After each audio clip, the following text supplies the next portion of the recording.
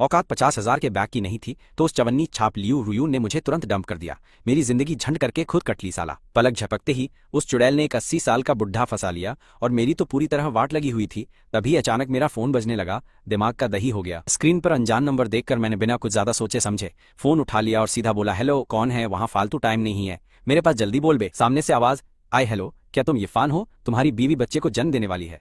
सुनकर मेरा तो फ्यूज उड़ गया और खोपड़ी सटकी कि ये क्या बवाल है। वो बोली, जल्दी अस्पताल आके पेपर साइन करो। उसकी आवाज में बहुत हड़बड़ी थी। मैंने कहा, क्या मेरी बीवी बच्चा पैदा कर रही है? यार अभी तो मेरी खुद कट गई, पागल वागल हो क्या? अभी अभी मेरी बंदी ने मुझे डंप किया है तो अचानक मेरे पास बीवी कहाँ से आ जाएगी? लोचा है कुछ तो। ये सुनकर मैंने तुरंत फोन काट दिया। आजकल ये स्कैम वाले भी कितने शातिर हो गए हैं, नीच लोग मुझे कोई नूब समझ रखा है क्या जो इस तरह से मुझे चूना लगा देंगे? दुनिया भर का रायता मेरे ही सिर पर गिरता है। अभी ब्रेकअप हुआ और अब मुझे सीधा बाप बना रहे हैं। मुझे फंसाने का ये घटिया प्लान सच में तगड़ा है, पर मैं भी कोई ऐसा वैसा जोकर नहीं। मेरा दिमाग चाहे जितना शांत हो पर अब ये तमाशा बर्दाश्त के बाहर है। मैं बस फोन अपनी जेब में रखने ही वाला था कि वो पनौती डिवाइस फिर से बजने लग गया। भेस की आंख। मैंने स्क्रीन पर फिर से एक और अनजान नंबर देखा। आज का दिन ही कबाड़ा है, एक के बाद एक फालतू नंबर मुझे कॉल कर रहे हैं। एकदम सत्यानाश हो रखी है मेरी तो पूरी किस्मत। मैंने झल्लाकर फोन उठा ही लिया। उधर से आवाज आई, इरफान मैं बाई सुसु बोल रही हूँ, जल्दी से ओरिएंटल मेडिसिन अस्पताल आकर पेपर साइन कर दो। मुझे लगा क्या बकवास हो रही है, तुम ही बच्चों के बाप हो, क्या तुम्हें 10 महीने पहले की वो रात याद है? फोन के दूसरी तरफ से एक बहुत ही कमजोर और थकी हुई आवाज आ रही थी। मैं तुरंत समझ गया कि ये आवाज किसकी है। क्या ये वही हमारी कड़क बर्फ जैसी सुंदरी बाई सुसु नहीं है? एकदम जहर क्या, मैं सच में बाप बन गया हूँ, वाट लगी मेरी तो। ये आखिर चल क्या रहा है? मेरा तो फ्यूज उड़ रहा है। रुको, 10 महीने पहले की एक रात, इतना ज्यादा लंबा टाइम बीत गया है तो मुझे खा कुछ याद रहने वाला है। वैसे मैं बाई सुसु से पहले कुछ ही बार मिला हूं। खैर जो भी हो, मुझे वहां जाकर सीन तो चेक करना ही पड़ेगा कि माजरा क्या है। क्या इस कैंपस की देवी को किसी लुक्खे ने धोखे से फंसा लिया? अचानक से एक बीवी और बच्चे टपक पड़े हैं। ये सारा माहौल देखकर तो यही लग रहा है कि मुझे फंसाकर बकरा बनाया जा रहा है। अभी मेरी बंदी ने मेरा काटा और उसके तुरंत बाद कैंपस की सुंदरी मुझे अपने पाप अपने सिर पर लेने को बोल रही है। क्या झंड जिंदगी! क्या ये दुनिया मेरे साथ इससे ज्यादा घटिया खेल खेल सकती है? मेरे पास ज्यादा कुछ सोचने का टाइम नहीं था, एकदम हवा टाइट थी। मेरा दिमाग सुन्न था और मैं पागलों की तरह ओरिएंटल मेडिसिन अस्पताल की तरफ भागा। वहां पहुंचते ही मैं सीधा डिलीवरी रूम के दरवाजे पर गया कि आखिर बवाल क्या है। मेरी नजर सीधे उस कैंपस की सुंदरी बाई सुसु के पीले पड़े चेहरे पर गई और उस बेचारी की ये खराब हालत देखकर मेरा सख्त लौंडा वाला दिल भी बुरी तरह पिघल गया। पहले जब भी मैंने उसे देखा था वो हमेशा एकदम घमंड में रहने वाली कड़क और ठंडी सुंदरी लगती थी, जैसे कोई आग, पर अब वो हवा में किसी कमजोर सफेद फूल जैसी नाजुक लग रही थी। ऐसा लग रहा था कि हल्की सी हवा भी उसे पूरी तरह गिरा ही देगी। ये फैन, पहले तुम पेपर पर साइन कर दो, बाकी सारी फालतू बातें हम आराम से बाद में कर लेंगे। सुसु का वो एकदम जहर और कड़क सुंदर सा चेहरा पूरी तरह से पसीने में नहाया हुआ था और उसकी आवाज इतनी धीमी हो गई थी जैसे उसके शरीर की पूरी ताकत ही खत्म हो गई हो। इस हालत में सुसु की ऐसी खराब स्थिति देखकर मेरा तो दिल ही बैठ गया था यार। मैंने एक सेकंड के लिए भी संकोच नहीं किया और तुरंत नर्स के हाथ से पेन छीनकर बिजली की रफ्तार से अपना नाम पेपर पर साइन कर दिया। फिर मैं बस वहां चुपचाप खड़ा होकर सुसु को डिलीवरी रूम के अंदर ले जाते हुए देखता रहा। तभी आवाज आई, होस्ट को बहुत बधाई, आपने सुपरडैट सिस्टम को चालू करके अपना भौकाल सेट कर दिया है। सिस्टम बोला, आपके जैविक वंश की पुष्टि एकदम सफल रही है और एक स्पेशल इनाम के रूप में 4 मिलियन युआन सीधे आपके बैंक कार्ड में भेज दिए गए हैं। अब ऐश करो मेरे प्यारे बच्चे। उसी पल मैंने अपनी जेब में रखे फोन को वाइब्रेट करते हुए महसूस किया और जब मैंने उसे निकालकर चेक किया तो मेरी तो पूरी तरह से हवा टाइट हो गई। अपने अकाउंट में 4250 युआन का बैलेंस देखकर मुझे ऐसा लगा कि मैं खुली आंखों से कोई तगड़ा सपना देख रहा हूँ। मैंने जल्दी से अपनी आंखें मली और उस मैसेज को दोबारा देखा। हे भगवान, ये सच है, ये सच में 4 मिलियन युआन है। भाई मेरी तो मौज आ गई। कुछ लोग अपनी पूरी जिंदगी में भी कभी इतना पैसा नहीं देख पाते हैं और यहाँ मुझे ये सब इतनी आसानी से मिल रहा है। रुको, अभी मेरे दिमाग में वो आवाज कैसी थी? कोई लोचा है। सुपरडैट सिस्टम, क्या ये उन नॉवेल्स के हीरो वाला एकदम कड़क और जादुई सिस्टम नहीं है जो भौकाल मचा देता है? जिंदगी के टॉप लेवल पर पहुंचना, जहर बीवी से शादी करना और पैसा कमाकर अमीर बनना अब बस कुछ ही टाइम की बात है। मैं अभी इतना ज्यादा खुश हूं कि मेरे पास बताने के लिए कोई शब्द नहीं है। मैं पहले से ही इस कैंपस का हार्ड लौंडा और एक होशियार टॉपर स्टूडेंट था, लेकिन ये समाज पैदाइशी बहुत ज्यादा मतलबी और बस फायदे के लिए काम करने वाला है। लोग यहाँ सिर्फ तुम्हारे परिवार का बैकग्राउंड और तुम्हारी औकात देखते हैं। उन्हें इस बात से कोई फर्क नहीं पड़ता कि तुम कितने कड़क दिखते हो या तुम्हारे अंदर कितना टैलेंट है। हाथ में पैसा और भौकाल होना ही सबसे ज्यादा जरूरी चीज है और यही वो असली कारण है कि उस लालची लियू रुयान ने मुझे लात मारी। और हाँ, वो जो जैविक वंश की पुष्टि वाली बात थी उसका सीधा मतलब है कि ये दोनों बच्चे सच में मेरे ही हैं एकदम। मतलब ये बात पक्की हो गई कि बाई सुसु जिन बच्चों को जन्म दे रही है वो असली में मेरे हैं। मैं कोई बकरा नहीं हूँ। ये तो एकदम बवाल है। मैंने कभी नहीं सोचा था कि डंप होने के बाद इस कैंपस की सबसे तगड़ी सुंदरी मेरे बच्चे पैदा करने वाली है। और सबसे बड़ी बात कि मैंने अपना सुपरडैट सिस्टम भी चालू कर लिया है। अब ये गेम एकदम जहर और रापचिक हो गया है। ठीक इसी समय एक नर्स मेरे पास आई और बोली, आप ही उस मरीज के परिवार वाले हैं ना जो अभी डिलीवरी रूम के अंदर गई है? जल्दी से वहां जाइए और भर्ती करने के सारे जरूरी काम पूरे कीजिए। नर्स मन ही मन सोच रही थी कि ये बंदा सच में बड़ा अजीब और पागल है। जब हमने पहले फोन किया था तब तो ये नहीं आया और अब यहाँ आकर किसी ढक्कन की तरह बेवकूफों वाले अंदाज में मुस्कुरा रहा है। मैंने कहा, हाँ मैं अभी जाकर काम कर देता हूँ। ये बात सच है कि जब कुछ अच्छा होता है तो मौज आ जाती है। मेरी हालत भी इस वक्त बिल्कुल वैसी ही हो रही है। मेरी वो सारी पुरानी बेकार फीलिंग्स और टेंशन अब पूरी तरह खत्म होकर हवा हो चुकी हैं। मैं चुपचाप उस नर्स के पीछे गया और जाकर भर्ती करने का सारा पेपर वर्क निपटा लिया। पैसे भरने के बाद मुझे सुकून मिला और मैं वापस आकर डिलीवरी रूम के बाहर रखी उस बेंच पर शांति से बैठ गया एकदम। आज मेरे साथ जो कुछ भी भसड़ हुई है उसके बारे में सोचकर मुझे ऐसा लग रहा है जैसे सपना। मेरी पूरी 20 साल की जिंदगी में जितने भी बड़े बड़े झटके और सरप्राइज मुझे मिले थे वो सब जैसे बस इसी एक अकेले दिन में आकर इकट्ठे हो गए हैं। भौकाल, ये कड़क सिस्टम एकदम सही समय पर मेरी जिंदगी में आया है। अगर ये नहीं होता तो शायद मैं इस अस्पताल का बिल चुकाने के लिए कभी पैसे ही नहीं ला पाता यार। मैंने 10 महीने पहले के उस कांड को याद करने की कोशिश की। मुझे धुंधला सा याद है कि मैं उस दिन कैंपस की सुंदरी बाई सुसु से मिला था एकदम अचानक। मैं उस वक्त नशे में पूरी तरह टल्ली था और ऐसा लग रहा था कि 2 छपरी उस पर हमला करने वाले हैं। मैं भौकाल में उसकी मदद करने घुसा। उसके बाद वहां जो भी हुआ वो सब मेरे दिमाग से पूरी तरह उड़ चुका है। मुझे बस इतना ही याद है कि मैं एक होटल में जागा था। इसके अलावा बाकी किसी भी चीज के बारे में मुझे रत्ती भर भी याद नहीं है। क्या वो सच में वही रात थी जब मैंने गेम बजा दिया था? बस यही सब सोचते सोचते मैंने अपनी नजर उठाकर सामने डिलीवरी रूम के उस दरवाजे की तरफ देखा है। मुझे अभी भी कुछ पल्ले नहीं पड़ रहा है कि मेरे और उस घमंडी सुंदरी के बीच कभी कोई प्यार वाला चक्कर नहीं रहा। अगर हम दोनों के बीच कोई भी कनेक्शन बना था तो वो सिर्फ एक हादसा था। इसके अलावा हम दोनों अभी भी स्टूडेंट हैं और फिर भी उसने मेरे इन बच्चों को जन्म देने का फैसला कर लिया। तभी मैं सोचूं कि ये अफवाह क्यों उड़ रही थी कि बाई सुसु ने खराब तबीयत की वजह से अपनी पढ़ाई बीच में ही छोड़ दी है। तो ये था असली माजरा बाबू। उस वक्त मुझे भी उसके लिए बड़ा दुख हुआ था। आखिर सुसु पूरे स्कूल में कई लड़कों की सपनों की रानी और एकदम देवी है। स्कूल का ऐसा कौन सा लड़का है जो अंदर ही अंदर उस पर लट्टू नहीं है और उसकी बस एक झलक पाने के लिए तरसता नहीं है। और अब वो मेरे बच्चों की माँ बन गई है। ये दुनिया सच में बहुत अजीब और जादुई है।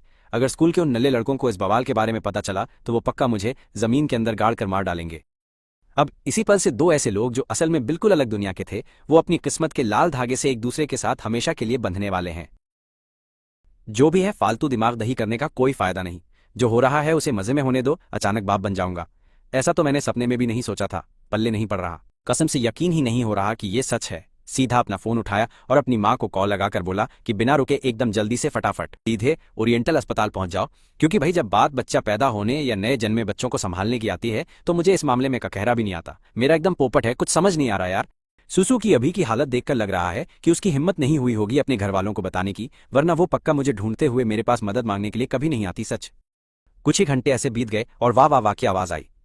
बहुत ही जल्दी अंदर डिलीवरी रूम से नए जन्मे बच्चों के रोने की पहली आवाज गूंजने लगी, जिसे सुनकर एकदम से मेरा माथा ठनका और दिल धड़का। वो सुनते ही मैं समझ गया कि मेरे बच्चे पैदा हो गए हैं। पूरी तरह जज्बातों में बहकर मैं झटके से अपने पैरों पर उछला। मेरे स्मार्ट चेहरे पर वो बेकाबू वाली खुशी साफ दिख रही थी। मेरी आंखें उस कदर छाई हुई खतरनाक खुशी को बिल्कुल भी छिपा नहीं पा रही थी। सच पहली बार एक बाप बनने की वो फीलिंग सच में एकदम बवाल और जादुई होती है। तभी डिलीवरी रूम का दरवाजा खुला और वहां से हमारी बाई सुसु बाहर निकली। क्या ही बात है। मेडिकल स्टाफ उसे व्हीलचेयर पे बाहर लेकर आया। उसके बगल में 4 छोटे से नए जन्मे बच्चे थे, 4 नन्ही परियां जिनकी चमड़ी अभी भी थोड़ी सी सिकुड़ी हुई थी, जिनको देखकर तो सच में मेरा एकदम सख्त लौंडा पिघल जाए। मैंने उन चारों बच्चों को देखा और मेरा सिर थोड़ा सा चकराने लगा, इतना ज्यादा कि मुझे उस वक्त कुछ भी पल्ले नहीं पड़ रहा था कि मैं क्या करूं। एकदम फ्यूज उड़ गया था। बधाई हो, एक साथ 4 छोटे खजाने मिले हैं आपको। वो सभी छोटी राजकुमारियां हैं और वो सारी बच्चियां एकदम कड़क और पूरी तरह से बहुत ज्यादा स्वस्थ भी हैं। सच जिस डॉक्टर ने उनकी डिलीवरी कराई उसने मुस्कुराते हुए ये बात बताई। उसका चेहरा खुशी से चमक रहा था। उसकी आंखें इस खतरनाक वाली एक्साइटमेंट को बिल्कुल भी छिपा नहीं पा रही थी। सच क्योंकि जब से ये अस्पताल बना है ये पहली बार है कि ऐसा कोई रेयर केस आया है जहां एक साथ 4 बच्चे पैदा हुए हों, और वो भी इतनी प्यारी 4 नन्ही राजकुमारियां। कतई बवाल हैं ये। अस्पताल के लिए ये सच में बहुत बड़ा जश्न है। इस जवान जोड़े को देखो, दोनों ही एक नंबर दिखते हैं। उनका लुक एकदम जहर है भाई साहब। लड़का एकदम कतई जहर और बहुत ही स्मार्ट है, और लड़की तो एकदम अप्सरा जैसी सुंदर है। खासकर ये नई बनी माँ, इसकी खूबसूरती तो सच में ऐसी है कि कोई भी देखकर लट्टू हो जाए एकदम। लेकिन उनके तौर तरीके देखकर ऐसा लगता है जैसे वो अभी भी कॉलेज के स्टूडेंट वाली उम्र के हैं। ये बहुत ही तगड़ा है। एक साथ 4 बेटियों का पैदा होना सच में किसी को भी जलन के मारे राख कर देगा। डॉक्टर साहब आपका बहुत बहुत शुक्रिया। एक पल के सदमे से बाहर आके मैंने तुरंत डॉक्टर को दिल से बहुत सारा धन्यवाद दिया, क्योंकि मेरा दिमाग तो सुन पड़ चुका था एकदम। भैंस की आंख, मुझे तो यकीन ही नहीं हो रहा कि अचानक से मेरे 4 बच्चे हो गए, और वो भी एक साथ। ये एकदम बवाल है। अगर मेरे माँ बाप को पता चला तो वो खुशी से पागल ही हो जाएंगे। हमारी ठंडी अप्सरा बाई सुसु तो सच में एकदम कड़क और बवाल है। सुसु के उस नाजुक लेकिन पीले पड़े हुए चेहरे को देखकर मेरे अंदर भी उसे लेकर एक बहुत ही गहरी और तगड़ी दया वाली भावना उमड़ पड़ी। इसलिए मैंने जल्दी से उसका हालचाल पूछा कि वो कैसी है। तो वो बोली, कोई बात नहीं, मैं बस थोड़ा सा थका हुआ महसूस कर रही हूँ और कुछ नहीं, मुझे थोड़ी कमजोरी भी लग रही है। सुसु की साफ लेकिन थकी हुई आवाज बाहर आई। जब उसने मेरी उस टेंशन वाली नजर को पकड़ा तो ऐसा लगा जैसे उसके अंदर एक बहुत ही अजीब सी फीलिंग जाग उठी। बाई सुसु का दिल भी शायद धीरे धीरे पिघल रहा था। ये सुनकर मुझे भी काफी राहत मिली। मुझे उसके इस थोड़े दूर रहने वाले एटीट्यूड से बिल्कुल भी कोई फर्क नहीं पड़ा। सच यार, आखिर वो एक बहुत ही मशहूर बर्फ की देवी है और इतने बड़े खानदान से भी है, तो ये तो एकदम पक्की बात है कि वो मेरे जैसे लड़के को पलट कर नहीं देखेगी साला। अगर बच्चा पैदा होने पर मेरे साइन की इतनी तुरंत जरूरत न पड़ती तो शायद मुझे डर है कि हमारी जिंदगी में कभी कोई बातचीत नहीं होती, ना ही हमारा पूरी जिंदगी में कोई रिश्ता जुड़ पाता। ठीक है, तुम दोनों जवान कपल को अब आगे बात करने से पहले अपने वार्ड में वापस चले जाना चाहिए, क्योंकि भाई ये बच्ची की माँ अभी बहुत ज्यादा कमजोर है, उसे आराम की सख्त जरूरत है, इसलिए ज्यादा फालतू बकवास मत करो।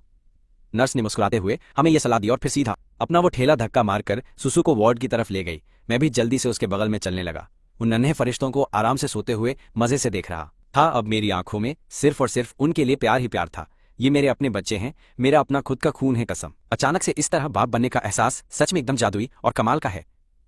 जैसे ही मैंने उस वार्ड में अपनी एंट्री ली, मैंने एक दूसरी माँ को देखा जिसने अभी अभी एकदम सही सलामत बच्चे को जन्म दिया था। उसका पति भी वहीं उसके बगल में बैठकर उसकी देखभाल कर रहा था।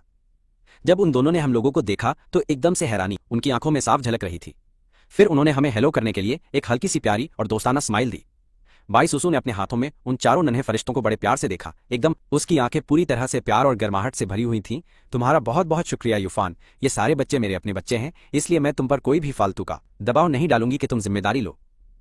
बाई सुसु ने मुझे देखा और एकदम धीरे से बोली, वैसे भी उसकी अपनी काबिलियत और पावर के साथ उन चारों बच्चों को पालना उसके लिए कोई भी बड़ी बात या लोचा नहीं है। उसका कभी भी ऐसा कोई इरादा नहीं था कि वो मेरे कंधों पर किसी भी तरह का कोई बोझ या फालतू की जिम्मेदारी जबरदस्ती थोपे। एकदम सच। तुम ये क्या फालतू बात कर रही हो? मैं उन बच्चों का बाप हूं तो मुझे उनकी जिम्मेदारी लेनी ही पड़ेगी। और फिर इतनी बड़ी बात के लिए तुमने इसे मुझसे छिपाकर क्यों रखा और मुझे पहले क्यों नहीं बताया? ये सोचकर मेरा दिल टूट जाता है कि तुम ये सब अकेले ही सह रही थी। मैंने सुसु को एकदम दुख और दर्द से भरी नजरों से देखा। चाहे जो भी हो जाए, मैं उनका बाप हूं। साला, जब बच्चा पैदा होने का टाइम आया और एक सिग्नेचर की जरूरत पड़ी, सिर्फ तभी जाकर मुझे इस बड़े से कांड का पता चला है।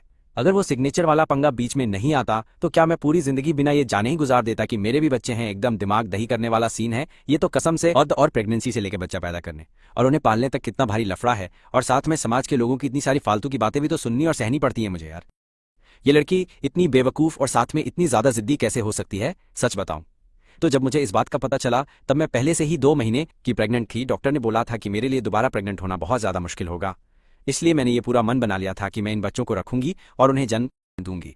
मुझे तो ये भी नहीं पता था कि बच्चा पैदा करने के लिए ऐसे किसी के सिग्नेचर की जरूरत पड़ती है। खैर, जो भी हो, मैं सच में शुक्रगुजार हूं कि तुम यहाँ थे। तुम लियू रुयान के साथ अपना रिश्ता आगे बढ़ा सकते हो। हमारे बीच जो भी कांड हुआ वो तो शुरू से ही बस एक हादसा था, और इस मामले में कुछ हद तक मेरी भी गलती है। सुसु की साफ और ठंडी आंखों में उसका पक्का इरादा साफ दिख रहा था। भले ही मैंने बीच में घुसकर उस दिन उसकी जान बचाई, लेकिन ये भी सच है कि उसी मनहूस रात को उसने अपनी इज्जत खो दी थी।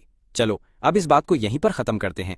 कोई लफड़ा नहीं, कोई किसी का कर्जा नहीं खाए बैठा है। वो कभी भी मेरी जिंदगी में टांग नहीं अड़ाएगी या मुझे परेशान नहीं करेगी। बिल्कुल, आखिर वो एकदम धाकड़ और पूरी तरह से काबिल है कि वो अकेले अपने दम पर बच्चों को पाल सके। उस अमीर और बड़े बाई खानदान में हर एक फैसला सिर्फ और सिर्फ उसके दादाजी के हाथों से ही लिया जाता है। एकदम सच।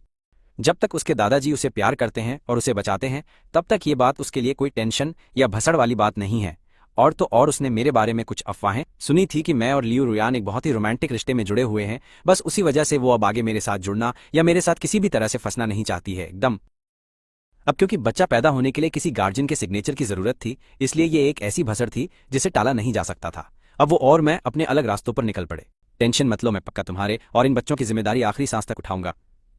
इसी पल से तुम एकदम ऑफिशियल तरीके से मेरी बंदी, मेरी खास बीवी बन चुकी हो। और तो और मेरी जान, तुम यीफान की बीवी हो और मेरे इन सारे बच्चों की माँ भी हो। मैं कसम खाता हूं कि अपनी पूरी जिंदगी सिर्फ तुम दोनों को और इन बच्चों को बचाने में लगा दूंगा। एकदम पक्की वाली बात, मैं हमेशा अपने परिवार की ढाल बनकर खड़ा रहूंगा। मैंने बाई सुसु की तरफ एकदम सीरियस और पूरी तरह से सच्ची आंखों से देखा और उसे जता दिया कि मैं मजाक नहीं कर रहा हूं। इस बेवकूफ सी लड़की ने पहले ही अकेले इतना सारा भारी दुख झेला है, अब से मैं पक्का इसकी सारी भरपाई करूंगा और इसे पहले से 10 गुना ज्यादा अच्छे से रखकर प्यार दूंगा। कसम से। बाई सुसु जैसी कड़क बंदी का भरोसा जीत कर तो ऐसा लग रहा है कि मेरी जिंदगी एकदम रापचिक और सेट हो गई है और कुछ नहीं चाहिए। मेरा दिल एकदम गार्डन गार्डन हो गया। आज से ये चांद का टुकड़ा मेरी असली बीवी है और हमारे ये प्यारे छोटे बच्चे भी हैं। अब से हम एक पूरा मस्त परिवार हैं। कसम से, मेरा तो सिस्टम हैंग हो रहा है। इसी वक्त मैंने अपनी आगे की लाइफ का पूरा कड़क रास्ता सेट कर लिया है। मेरे ये एकदम भारी भरकम कसम जैसे वादे सुनकर सुसु का रिएक्शन देखने लायक था। उसके चेहरे पर अचानक से एकदम अलग ही बवाल वाइब आ गई थी, इससे पहले कि वो मुझ पर थोड़ा भी भरोसा दिखाने का कुछ सोचती। मैंने खुद ही आगे बढ़कर अपनी लाइफ उसके साथ फिक्स कर ली। सोचा ये बंदा एकदम ही ओजी निकला, और मजे की बात यह है कि उसको इस बात से कोई पल्ले नहीं पड़ रहा था और ना ही वो अनकंफर्टेबल फील कर रही थी। तुम्हें इतना ज्यादा आगे जाने की जरूरत नहीं है, हम दोनों की लाइफ एकदम अलग है और हम कभी एक साथ नहीं रह सकते। तुम फालतू में रायता मत फैलाओ। ये सब जो भी हुआ वो सिर्फ एक भयंकर एक्सीडेंट था। भाई सुसु अभी भी मुझे एकदम शांत चेहरे से देख रही थी, जो कि सच था, उसमें कोई भी लोचा नहीं था। बाई खानदान की इतनी तगड़ी औकात है, वो लोग इस जैसी हाई क्लास बंदी की शादी मेरे जैसे एकदम लुक्खे और चवन्नी छाप इंसान से कभी कैसे ही होने देंगे। मोए मोए पक्का है उसके परिवार का कोई भी बंदा हो, मुझे यकीन है कि उसका दादा भी इस शादी पर पक्का बवाल मचाएगा और हमारी पूरी वोट लगा देगा। आखिर इन चारों बच्चों में बाई खानदान का ही असली खून दौड़ रहा है और उसका दादा बच्चों से बहुत ज्यादा प्यार करता है, तो बच्चों के लिए उसे मनाना कोई बड़ा माथापच्ची वाला काम नहीं। शायद वो बच्चों को आसानी से एक्सेप्ट कर लेगा, लेकिन रही बात मेरी यानी इरफान की, तो बाई परिवार मेरी शक्ल तक देखना पसंद नहीं करेगा और मुझे सीधा लात मारकर अपनी पतली गली से निकाल देगा। चाहे जो बवाल हो जाए, मेरी खोपड़ी सेट है। मैं अच्छे से जानता हूँ कि अभी मेरी कोई औकात नहीं है, लेकिन मैं पक्का वादा करता हूँ कि सब कुछ बदल दूंगा। एक दिन मैं पूरी शान से तुम्हारे साथ खड़े होने लायक बनूंगा। मैंने सुसु के प्यारे चेहरे को देखा और मेरे दिल में एक अजीब सी वाइब आई जो तबाही थी। एक हल्की सी घबराहट हुई जिससे हवा टाइट हो गई, लेकिन उसने मेरे अंदर की आग को और भी ज्यादा खतरनाक बीस्ट बना दिया। ऐसी खोखली और फालतू बातें तो कोई भी नूब आसानी से फेंक सकता है। ये दुनिया सच में बहुत मतलबी और जालिम है। यहाँ हर चीज तुम्हारी असली पावर और टैलेंट पर टिकी है, वरना लोग तुम्हें दो कौड़ी का समझकर कचरे में फेंक देंगे। बाई सुसु ने बस हल्की सी स्माइल दी। लगा कि जो बातें मैंने अभी बोली उससे उसे घंटा फर्क नहीं पड़ रहा और वो मुझे सिर्फ एक जोकर ही समझ रही है। ये देखकर मैंने उससे बहस करने में अपना दिमाग दही नहीं किया, क्योंकि बिना कुछ किए सिर्फ बड़ी बड़ी फेंकना डम लोगों का काम है। अब मेरा फ्यूचर और एक्शन ही सब दिखाएगा। ठीक है, तुम आराम करो और अपनी एनर्जी वापस लाओ। मैं तब तक इन छोटे नन्हे मुन्नों के लिए कुछ जरूरी चीजें खरीद कर लाता हूँ और साथ ही तुम्हारे लिए भी कुछ खाने का जुगाड़ देखता हूँ, ताकि तुम्हें पूरी ताकत मिले और तुम एकदम कड़क हो जाओ। क्या तुम कुछ स्पेशल खाना चाहती हो? तो बताओ, मुझे सेंचुरी एग के साथ थोड़ा कीमा बनाया हुआ दलिया ला देना यार। मैंने बच्चों के लिए सारा सामान पहले से ही रेडी कर लिया है और एक प्रो हेल्पर को भी काम पर रख लिया है। वो कुछ ही दिनों में हम सबका अच्छे से ध्यान रखने यहाँ आ जाएगी। बात करते करते बाई सुसु ने अचानक बेड के कोने की तरफ अपना हाथ बढ़ाया और वहां से एक बहुत ही बड़ा हैंडबैग खींचकर बाहर निकाल लिया, जो कि एकदम ठीक ही लग रहा था। लेकिन शुरू के इन कुछ दिनों के लिए मुझे और मेरी मॉम को तुम्हारी देखभाल करने दो, ताकि दिल को एकदम शांति मिल सके। क्या ही बात है, सुसु एकदम समझदार और सब सोचने वाली बंदी निकली। उसने पहले से ही एक प्रोदाई को हायर कर लिया है। सच में मेरा सिस्टम हैंग कर दिया। लग रहा है वो मुझसे दूरी बनाकर रखना चाहती है और मेरे साथ कोई लफड़ा नहीं चाहती, पता नहीं क्यों। लेकिन आज मेरे इस दिल के अंदर बहुत ज्यादा दर्द और मायूसी वाली फीलिंग एकदम से फूट पड़ी। मैंने शांति से सो रहे उन छोटे फरिश्तों की तरफ बड़े प्यार से देखा और उसकी वजह से मेरा दिल थोड़ा रिलैक्स हुआ और मेरी हवा टाइट होनी कम हो गई। मैंने एकदम हल्के से उस हैंडबैग को अंदर देखने के लिए खोला। अंदर नए पैदा हुए बच्चों के एकदम प्यारे कपड़े और हाई क्लास मिल्क पाउडर के डिब्बे भरे पड़े थे। और जाहिर सी बात है, वहां डायपर और बाकी फालतू चीजों की कोई कमी नहीं थी। हर चीज एकदम सेट और सॉलिड तरीके से तैयार की गई थी, ताकि कोई कचरा ना हो। क्या तुम्हारी माँ सच में यहाँ आ रही है? मेरी ये बात सुनकर सुसु का चेहरा एकदम से कंफ्यूज हो गया और उसकी शक्ल पर भारी टेंशन और शर्मिंदगी साफ साफ दिख रही थी, जैसे उसकी बहुत भयंकर तरीके से हवा एकदम टाइट हो गई हो। अब इस भसड़ के बारे में क्या करना चाहिए, तुम चिल मारो। मैं खुद आगे बढ़कर अपनी मॉम को सब कुछ एकदम क्लियर तरीके से समझा दूंगा। लोड मत ले। मैं पक्का वादा करता हूँ कि तुम्हें किसी भी अजीब सिचुएशन में नहीं फंसने दूंगा या कोई फालतू का प्रेशर नहीं लेने दूंगा। मैंने गहरी सांस ली और प्यार से उसे पूरी तसल्ली दी और उसने बिना मन के भी हाँ में सिर हिला दिया। इस भसड़ में कोई और ऑप्शन ना होने की वजह से सुसु को मेरा ये सारा जुगाड़ चुपचाप बिना बोले मानना ही पड़ा। ओह शिट, मैं तो बताना ही भूल गया। मेरे इस कार्ड में अभी भी काफी सारा पैसा पड़ा हुआ है, इसे रख लो और सबसे पहले अपने जरूरी खर्चे निपटाने के लिए बेझिझक यूज कर लेना। हॉस्पिटल का जो बिल तुमने मेरे लिए भरा था, उसके लिए मैं सच में दिल से तुम्हारा एहसानमंद हूँ। ये बोलते ही सुसु ने एकदम शांति से अपना ब्लैक कार्ड निकाला और एक तगड़ा ब्लैक कार्ड निकालकर सीधा मेरे हाथ में थमा दिया। वो बहुत अच्छे से जानती है कि मेरी औकात इतनी नहीं है, क्योंकि मेरी फैमिली बस काम चलाने लायक ही है। नॉर्मल जो खाने पहनने के लिए काफी है, इसके अलावा अपना गुजारा करने के लिए मुझे पार्ट टाइम जॉब्स में भी गधों की तरह पेलकर घिसना पड़ता है। हर गर्मियों की छुट्टियों में मैं दिहाड़ी वाले कामों में एकदम बिजी रहता हूँ। जो हॉस्पिटल का भारी बिल मैंने अभी भरा है, वो मेरे लिए सच में कोई छोटी रकम नहीं है। भले ही उसे पता है कि नॉर्मल डिलीवरी सिजेरियन जितनी महंगी नहीं होती, लेकिन ये बहुत ही रेयर केस था जहां एक साथ 4 प्यारे फरिश्तों ने जन्म लिया है, जो कि सच में एकदम तबाही है। इरफान जैसे लुक्खे इंसान के लिए ये सच में बहुत बड़ा पैसों का बोझा है, जो बिल्कुल भी कम नहीं है। इसकी कोई जरूरत नहीं है, तुम इसे अपने पास ही रखो और अपने लिए इस्तेमाल करो। मेरे पास अभी बहुत कैश पड़ा हुआ है, तो तुम टेंशन मत लो। मैं एक पल के लिए एकदम हैरान रह गया और फिर मेरे अंदर प्यार उमड़ आया। मेरी आंखों में आंसू आ गए। सुसु सच में एक बहुत ही अच्छी और दूसरों के बारे में सोचने वाली बंदी है। शायद लियू रुयान जैसी छपरी से धोखा खाना मेरे लिए एक अच्छा साइन था। असल में मेरे लिए किस्मत खुलने वाला मोमेंट साबित हुआ।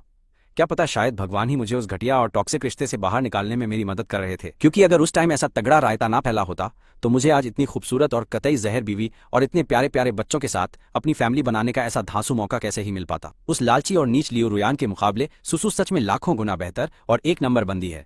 मुझे नहीं पता कि उस टाइम मेरी आंखों पर कैसा पर्दा पड़ा कि मैं ऐसी चुड़ैल के प्यार में एकदम अंधा होकर लट्टू हो गया।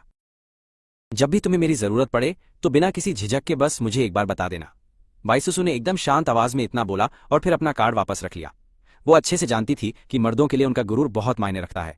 मैं तुम्हारे लिए बाजार से कीमा और अंडे वाला कड़क दलिया लाता हूँ, तुम्हारे लिए मेरा थोड़ा इंतजार करना। मैं बस अभी गया और अभी वापस आया।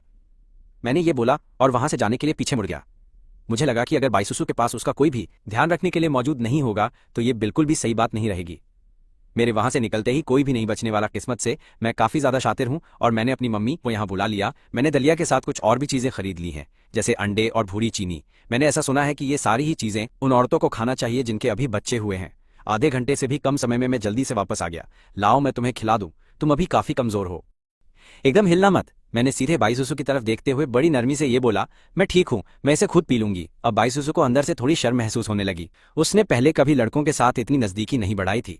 वो रात तो बस एक हादसा थी, क्योंकि उसका मूड बहुत ज्यादा खराब चल रहा था। उसने थोड़ी शराब पी ली थी और फिर अचानक से वो अजीब सा लफड़ा हो गया। तो मेरे अलावा वो आज तक किसी भी दूसरे लड़के के साथ इतने करीब बिल्कुल भी नहीं रही थी। अब ज्यादा नखरे मत करो, मुझे प्यार से खिलाने दो।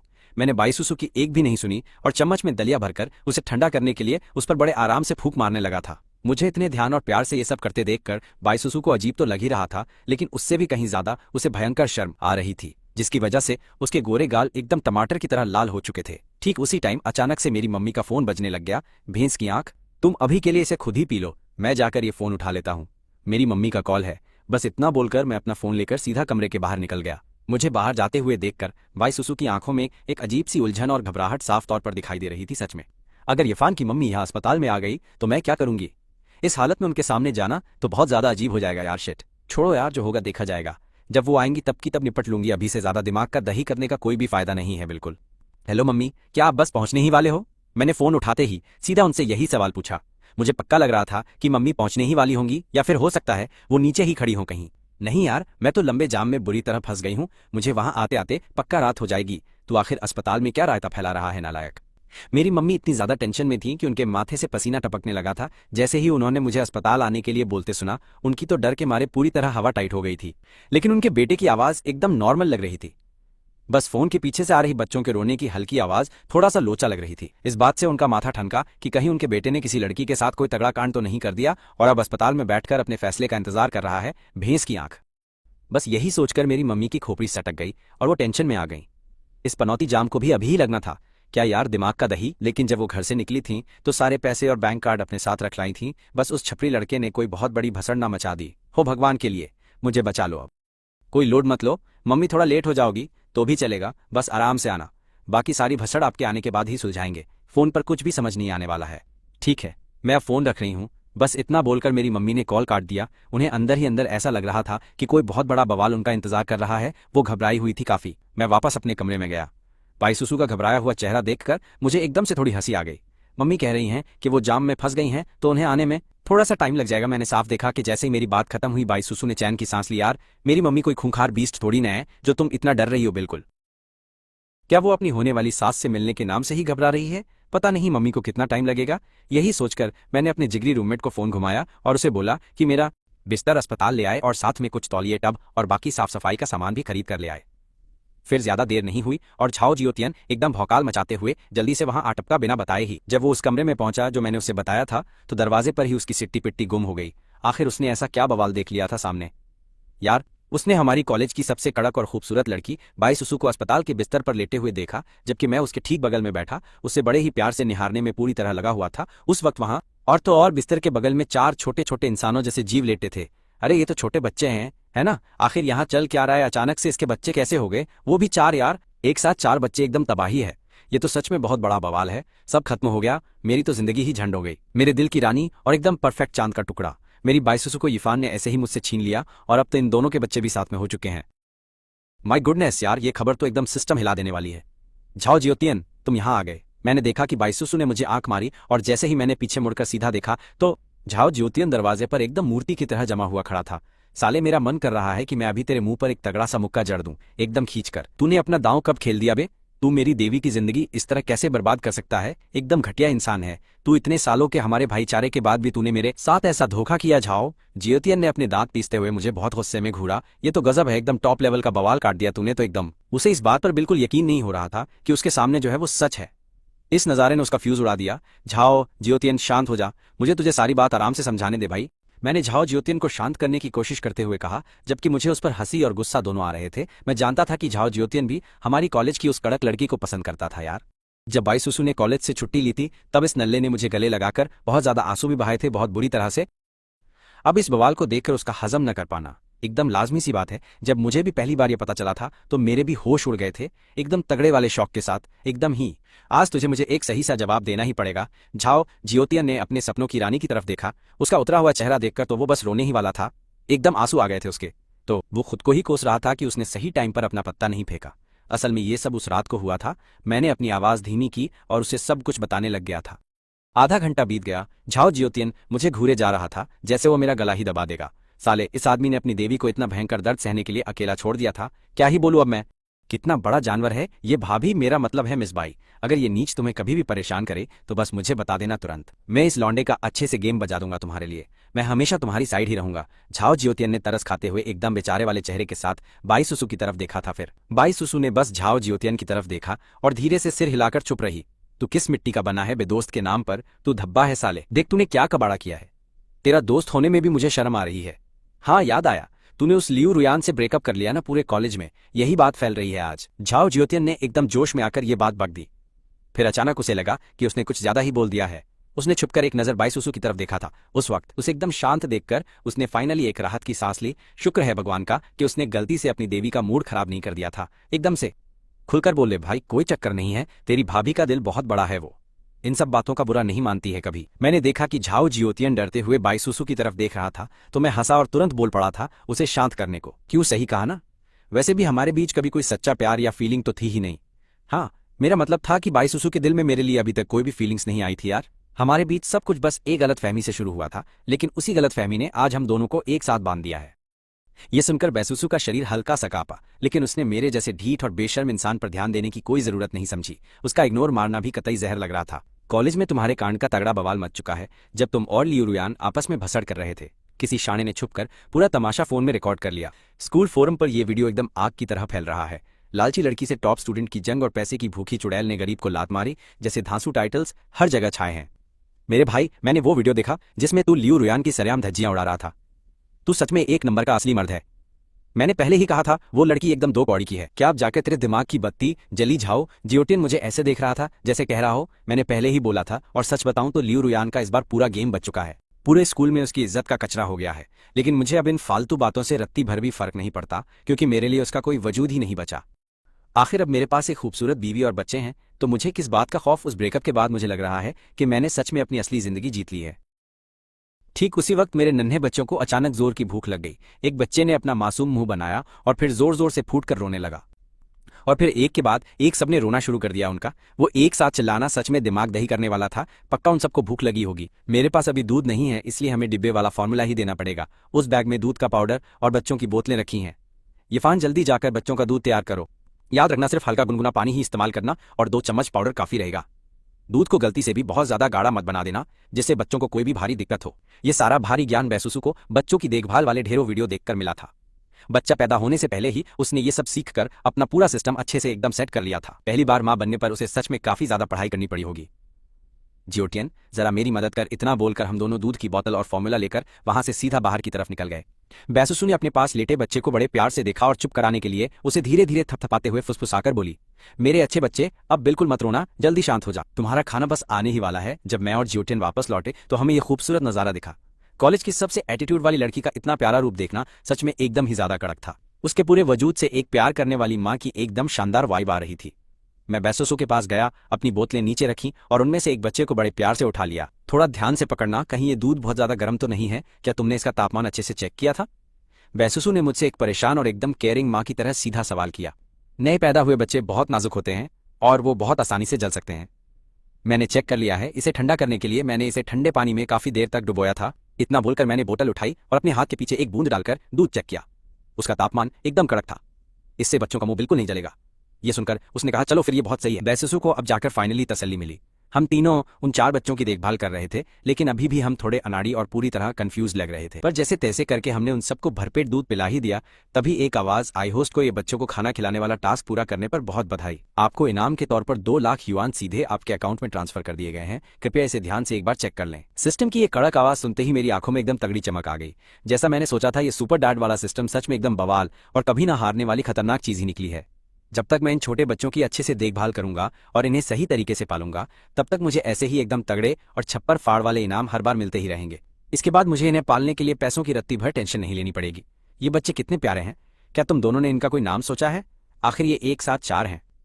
झाओ जियोटियन ने एक बच्चे को पकड़कर खुशी से कहा। उसने नहीं सोचा था कि उसका जिगरी यार, जो कल तक गेम खेल रहा था, वो अचानक 4 नन्हे फरिश्तों का बाप बन जाएगा, और वो भी कॉलेज की सबसे खूबसूरत लड़की उसकी बीवी बन गई। भाई ने सच में जिंदगी का पूरा सिस्टम हैंग कर दिया है। हमने अभी तक बच्चों का कोई भी नाम नहीं सोचा है। चूंकि यिफान इन बच्चों का बाप है, तो ये बात एकदम साफ है कि इन सभी बच्चों के नाम के आगे ये सरनेम ही लगाया जाएगा और कुछ भी नहीं। बैसुसु ने इस बारे में काफी लंबे टाइम से सोचा था। अगर बच्चों ने अपनी माँ का सरनेम रखा, तो बड़े होने पर वो पक्का पूछेंगे कि उनका बाप आखिर कौन और कहाँ है, और स्कूल में शायद उन्हें नीचा दिखाया जाएगा या लोग उनके बारे में फालतू बातें बनाकर उनका मजाक उड़ाएंगे। इसलिए उनके नाम के आगे ये सरनेम लगाना ही हर हाल में सबसे ज्यादा सही और कड़क फैसला ही रहेगा। जहां तक उनके नाम की बात है, तो हम आराम से सोच समझ कर रखेंगे। आखिर नाम रखना कोई छोटी बात नहीं है। ये पूरी जिंदगी उनके साथ फेविकॉल की तरह चिपका रहने वाला ही होता है। और वैसे भी जब नाम रखने की बात आती है, तो इस वक्त मेरे दिमाग में कुछ भी खास आइडिया नहीं आ रहा। मैंने एक हल्की सी झेपने वाली स्माइल देते हुए कहा, ठीक है, फिर अगले कुछ दिनों में आराम से इसके बारे में सोच लेना। बैसुसु मेरी इस बात से पूरी तरह सहमत थी। किसी भी नाम को फाइनल करने से पहले सच में गहरा सोचना पड़ता है। जल्दी ही वो चारों नन्हे शैतान फुल होकर एकदम मजे में आ गए और गहरी नींद में सोने लगे। तुम दोनों अब यहाँ से कट लो और जाकर अपने लिए कुछ खाने को ले आओ। वैसे भी अभी करने के लिए कोई खास काम बचा नहीं है। बैसुसु ने हमारी तरफ देखा और कहा, ठीक है, क्या तुम्हें कुछ चाहिए? मैं आते वक्त तुम्हारे लिए भी लेते आऊंगा। मैंने बैसुसु की तरफ देखा और बहुत थोड़ी फिक्र के साथ बोला, जरा उसकी हालत तो देखो, बस कुछ ही दिनों में वो कितनी कमजोर हो गई है और उसका चेहरा भी एकदम सफेद पड़ चुका है। लगता है मुझे जल्द कोई जगह ढूंढनी होगी ताकि मैं उसकी सेहत दोबारा बना सकूं। और जहां तक स्कूल की बात है, ऐसे टाइम पर क्लास की किसे पड़ी है? मैं तो सीधा स्कूल से एक लंबी छुट्टी मारने वाला हूं, क्योंकि इस वक्त मेरी बीवी और मेरे ये छोटे बच्चे ही मेरे लिए इस दुनिया की सबसे पहली और सबसे बड़ी जरूरत हैं। मैं अपनी माँ के यहाँ पहुंचने का इंतजार कर रहा हूँ। उनकी मदद से कुछ दिनों के लिए मैं बिना टेंशन के फौरन इन सारे जरूरी कामों का अच्छे से जुगाड़ कर सकता हूँ। कुछ भी चलेगा जो तुम्हें सही लगे, बस ले आना। तुम्हारा बहुत शुक्रिया, बैसुसु ने एकदम शांत लहजे में कहा, क्योंकि सच में उसका कुछ भी खाने का बिल्कुल मन नहीं था। ठीक है, उसका मुझे ऐसे शुक्रिया कहना मेरे दिल में हल्का सा चुभ गया, लेकिन मैंने उस वक्त अपनी जबान बंद रखी और कुछ भी फालतू नहीं बोला। फिर मैंने जियोटियोचेन को खाना खाने के लिए बाहर खींच लिया। अबे भाई, वो कॉलेज की सबसे कड़क बंदी तुझे शुक्रिया क्यों बोल रही थी? तुम दोनों के तो अब बच्चे भी हो चुके हैं, तो फिर तुम दोनों अभी भी अजनबियों की तरह इतना फॉर्मल नाटक क्यों कर रहे हो?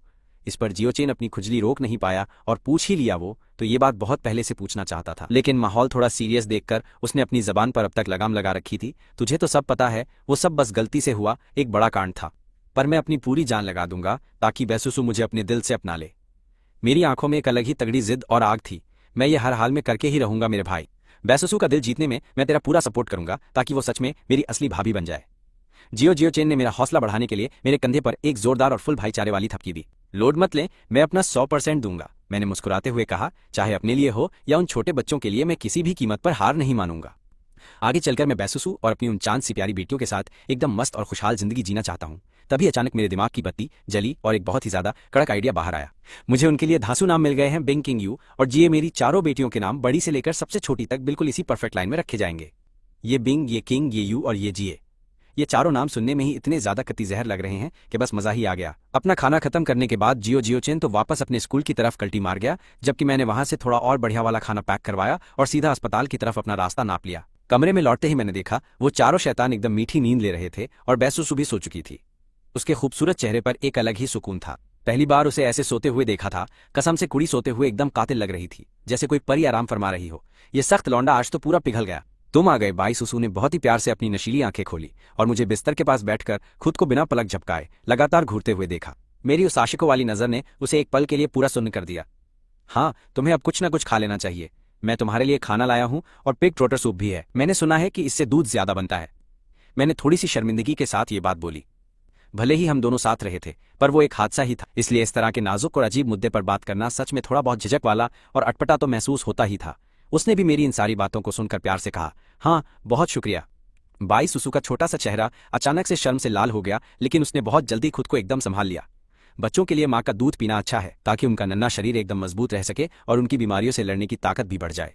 इसमें कोई एहसान की बात नहीं है, तुम बस इसे गर्मा गर्म खा लो। मैंने खाने का वो डब्बा खोला और उसे बिस्तर के पास वाली अलमारी पर आराम से रख दिया। फिर मैंने बाई सुसु को उठकर बैठने में मदद कर दी। उसे बिस्तर के सिरहाने से टिकाकर आराम से बिठा दिया। इस तरह से उसे अब थोड़ा ज्यादा सुकून मिलेगा। बाई सुसु ने मेरी तरफ देखा, जो उसके सामने मौजूद एक बहुत कड़क नौजवान लड़का था, जो बिल्कुल उसके सामने था, और उसकी आंखों में एक अजीब सी उलझन साफ झलक रही थी। हमारा रिश्ता भी हर दिन के साथ अब काफी गहरा होता जा रहा था। जाहिर है कि यह सब सिर्फ उन बच्चों का ही कमाल था जिन्होंने हमारी किस्मत को ऐसे जोड़ दिया था। हालांकि मैं उस इंसान से काफी अलग था जिसके बारे में उसने पहले सुना हुआ था। उसने कभी सपने में भी नहीं सोचा था कि मैं इतना समझदार और ख्याल रखने वाला इंसान निकलूंगा। बाई सुसु ने छुपकर मुझे एकदम गहरी नजरों से देखा था और फिर अपना सिर नीचे झुकाकर चुपचाप खाना शुरू कर दिया।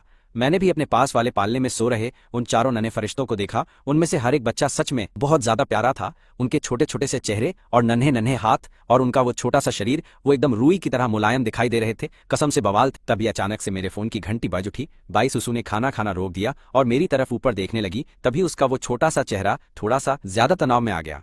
क्या ये इरफान की माँ हो सकती है? समय के हिसाब से तो ये एकदम वही होनी चाहिए थी। वो थोड़ा घबराहट और अजीब सी उलझन महसूस कर रही। उसे समझ नहीं आ रहा था कि उसे अब कैसे बर्ताव करना चाहिए। वो ऐसा क्यों महसूस कर रही थी, ये तो खुद बाई सुसु को भी समझ नहीं आ रहा था। मेरी माँ आ गई है, शायद वो पहुंच चुकी होगी। मैंने अपना फोन चेक किया और थोड़ी सी घबराई हुई बाई सुसु की तरफ मुड़कर बोला, तो फिर तुम्हें अब फोन उठाना चाहिए। बाई सुसु ने ऐसा कहा, अब जो होगा वो तो होकर ही रहेगा, इसलिए इससे बचने का कोई भी रास्ता नहीं है। मैंने फोन उठाया और दूसरी तरफ से अपनी माँ की आवाज सुनी, जो कह रही थी कि वो अस्पताल के गेट पर पहुंच गई हैं। मैंने एक बार बाई सुसु की तरफ देखा और फिर तुरंत कमरे से बाहर निकल गया। बाई सुसु मुझे बाहर जाते हुए बस देखती रह गई और फिर वो बहुत गहरी सोच में डूब गई। उसे नहीं पता था कि वो मेरी माँ का सामना कैसे करेगी, लेकिन जब बात यहाँ तक आ गई थी तो वो सिर्फ एक ही कदम आगे बढ़ा सकती थी। जैसे ही मैं बाहर गेट की तरफ पहुंचा तो मैंने अपनी माँ को वहां खड़े देखा। वो बार बार इधर उधर चक्कर काट रही थी। साफ दिख रहा था कि वो बहुत ज्यादा बेचैन थी। माँ, मैंने उन्हें पुकारा और तेजी से उनकी तरफ भागा। मेरे बेटे, मुझे सच सच बता, क्या तूने उस बेचारी लड़की के साथ सच में कोई बड़ा कांड किया? हमें किसी भी लड़की को बिल्कुल भी परेशान नहीं करना चाहिए और ना ही उनके साथ कुछ गलत करना चाहिए। मैंने तुझे बचपन से यही सिखाया है कि लड़कियों को मत सताना, लेकिन अगर तूने कोई रायता फैलाया है तो तुझे उसकी पूरी जिम्मेदारी लेनी होगी। माँ ने मुझे देखा और तुरंत एकदम घबराहट में जल्दी से बोली, इस नालायक लड़के ने तो उन्हें डरा डरा कर सच में मार ही डाला था। वो सच में बहुत डरी हुई थी। यहाँ आते समय उन्होंने अपने दिमाग में पता नहीं क्या क्या बुरा सोच लिया था। अगर मेरे बेटे ने सच में कुछ गलत किया है और अगर वो हर्जाना मांगेंगे तो हम पक्का भरेंगे। माँ, आप ये सब क्या अनठन सोच रही हो भला? लेकिन देखा जाए तो असल में कुछ वैसा ही लफड़ा है, क्योंकि अब आप यहाँ आ ही गई हो तो चलो सीधा अंदर ही चलते हैं। आप देखकर खुद समझ जाओगी। मुझे तो समझ ही नहीं आ रहा था कि इसे कुछ शब्दों में कैसे समझाऊं।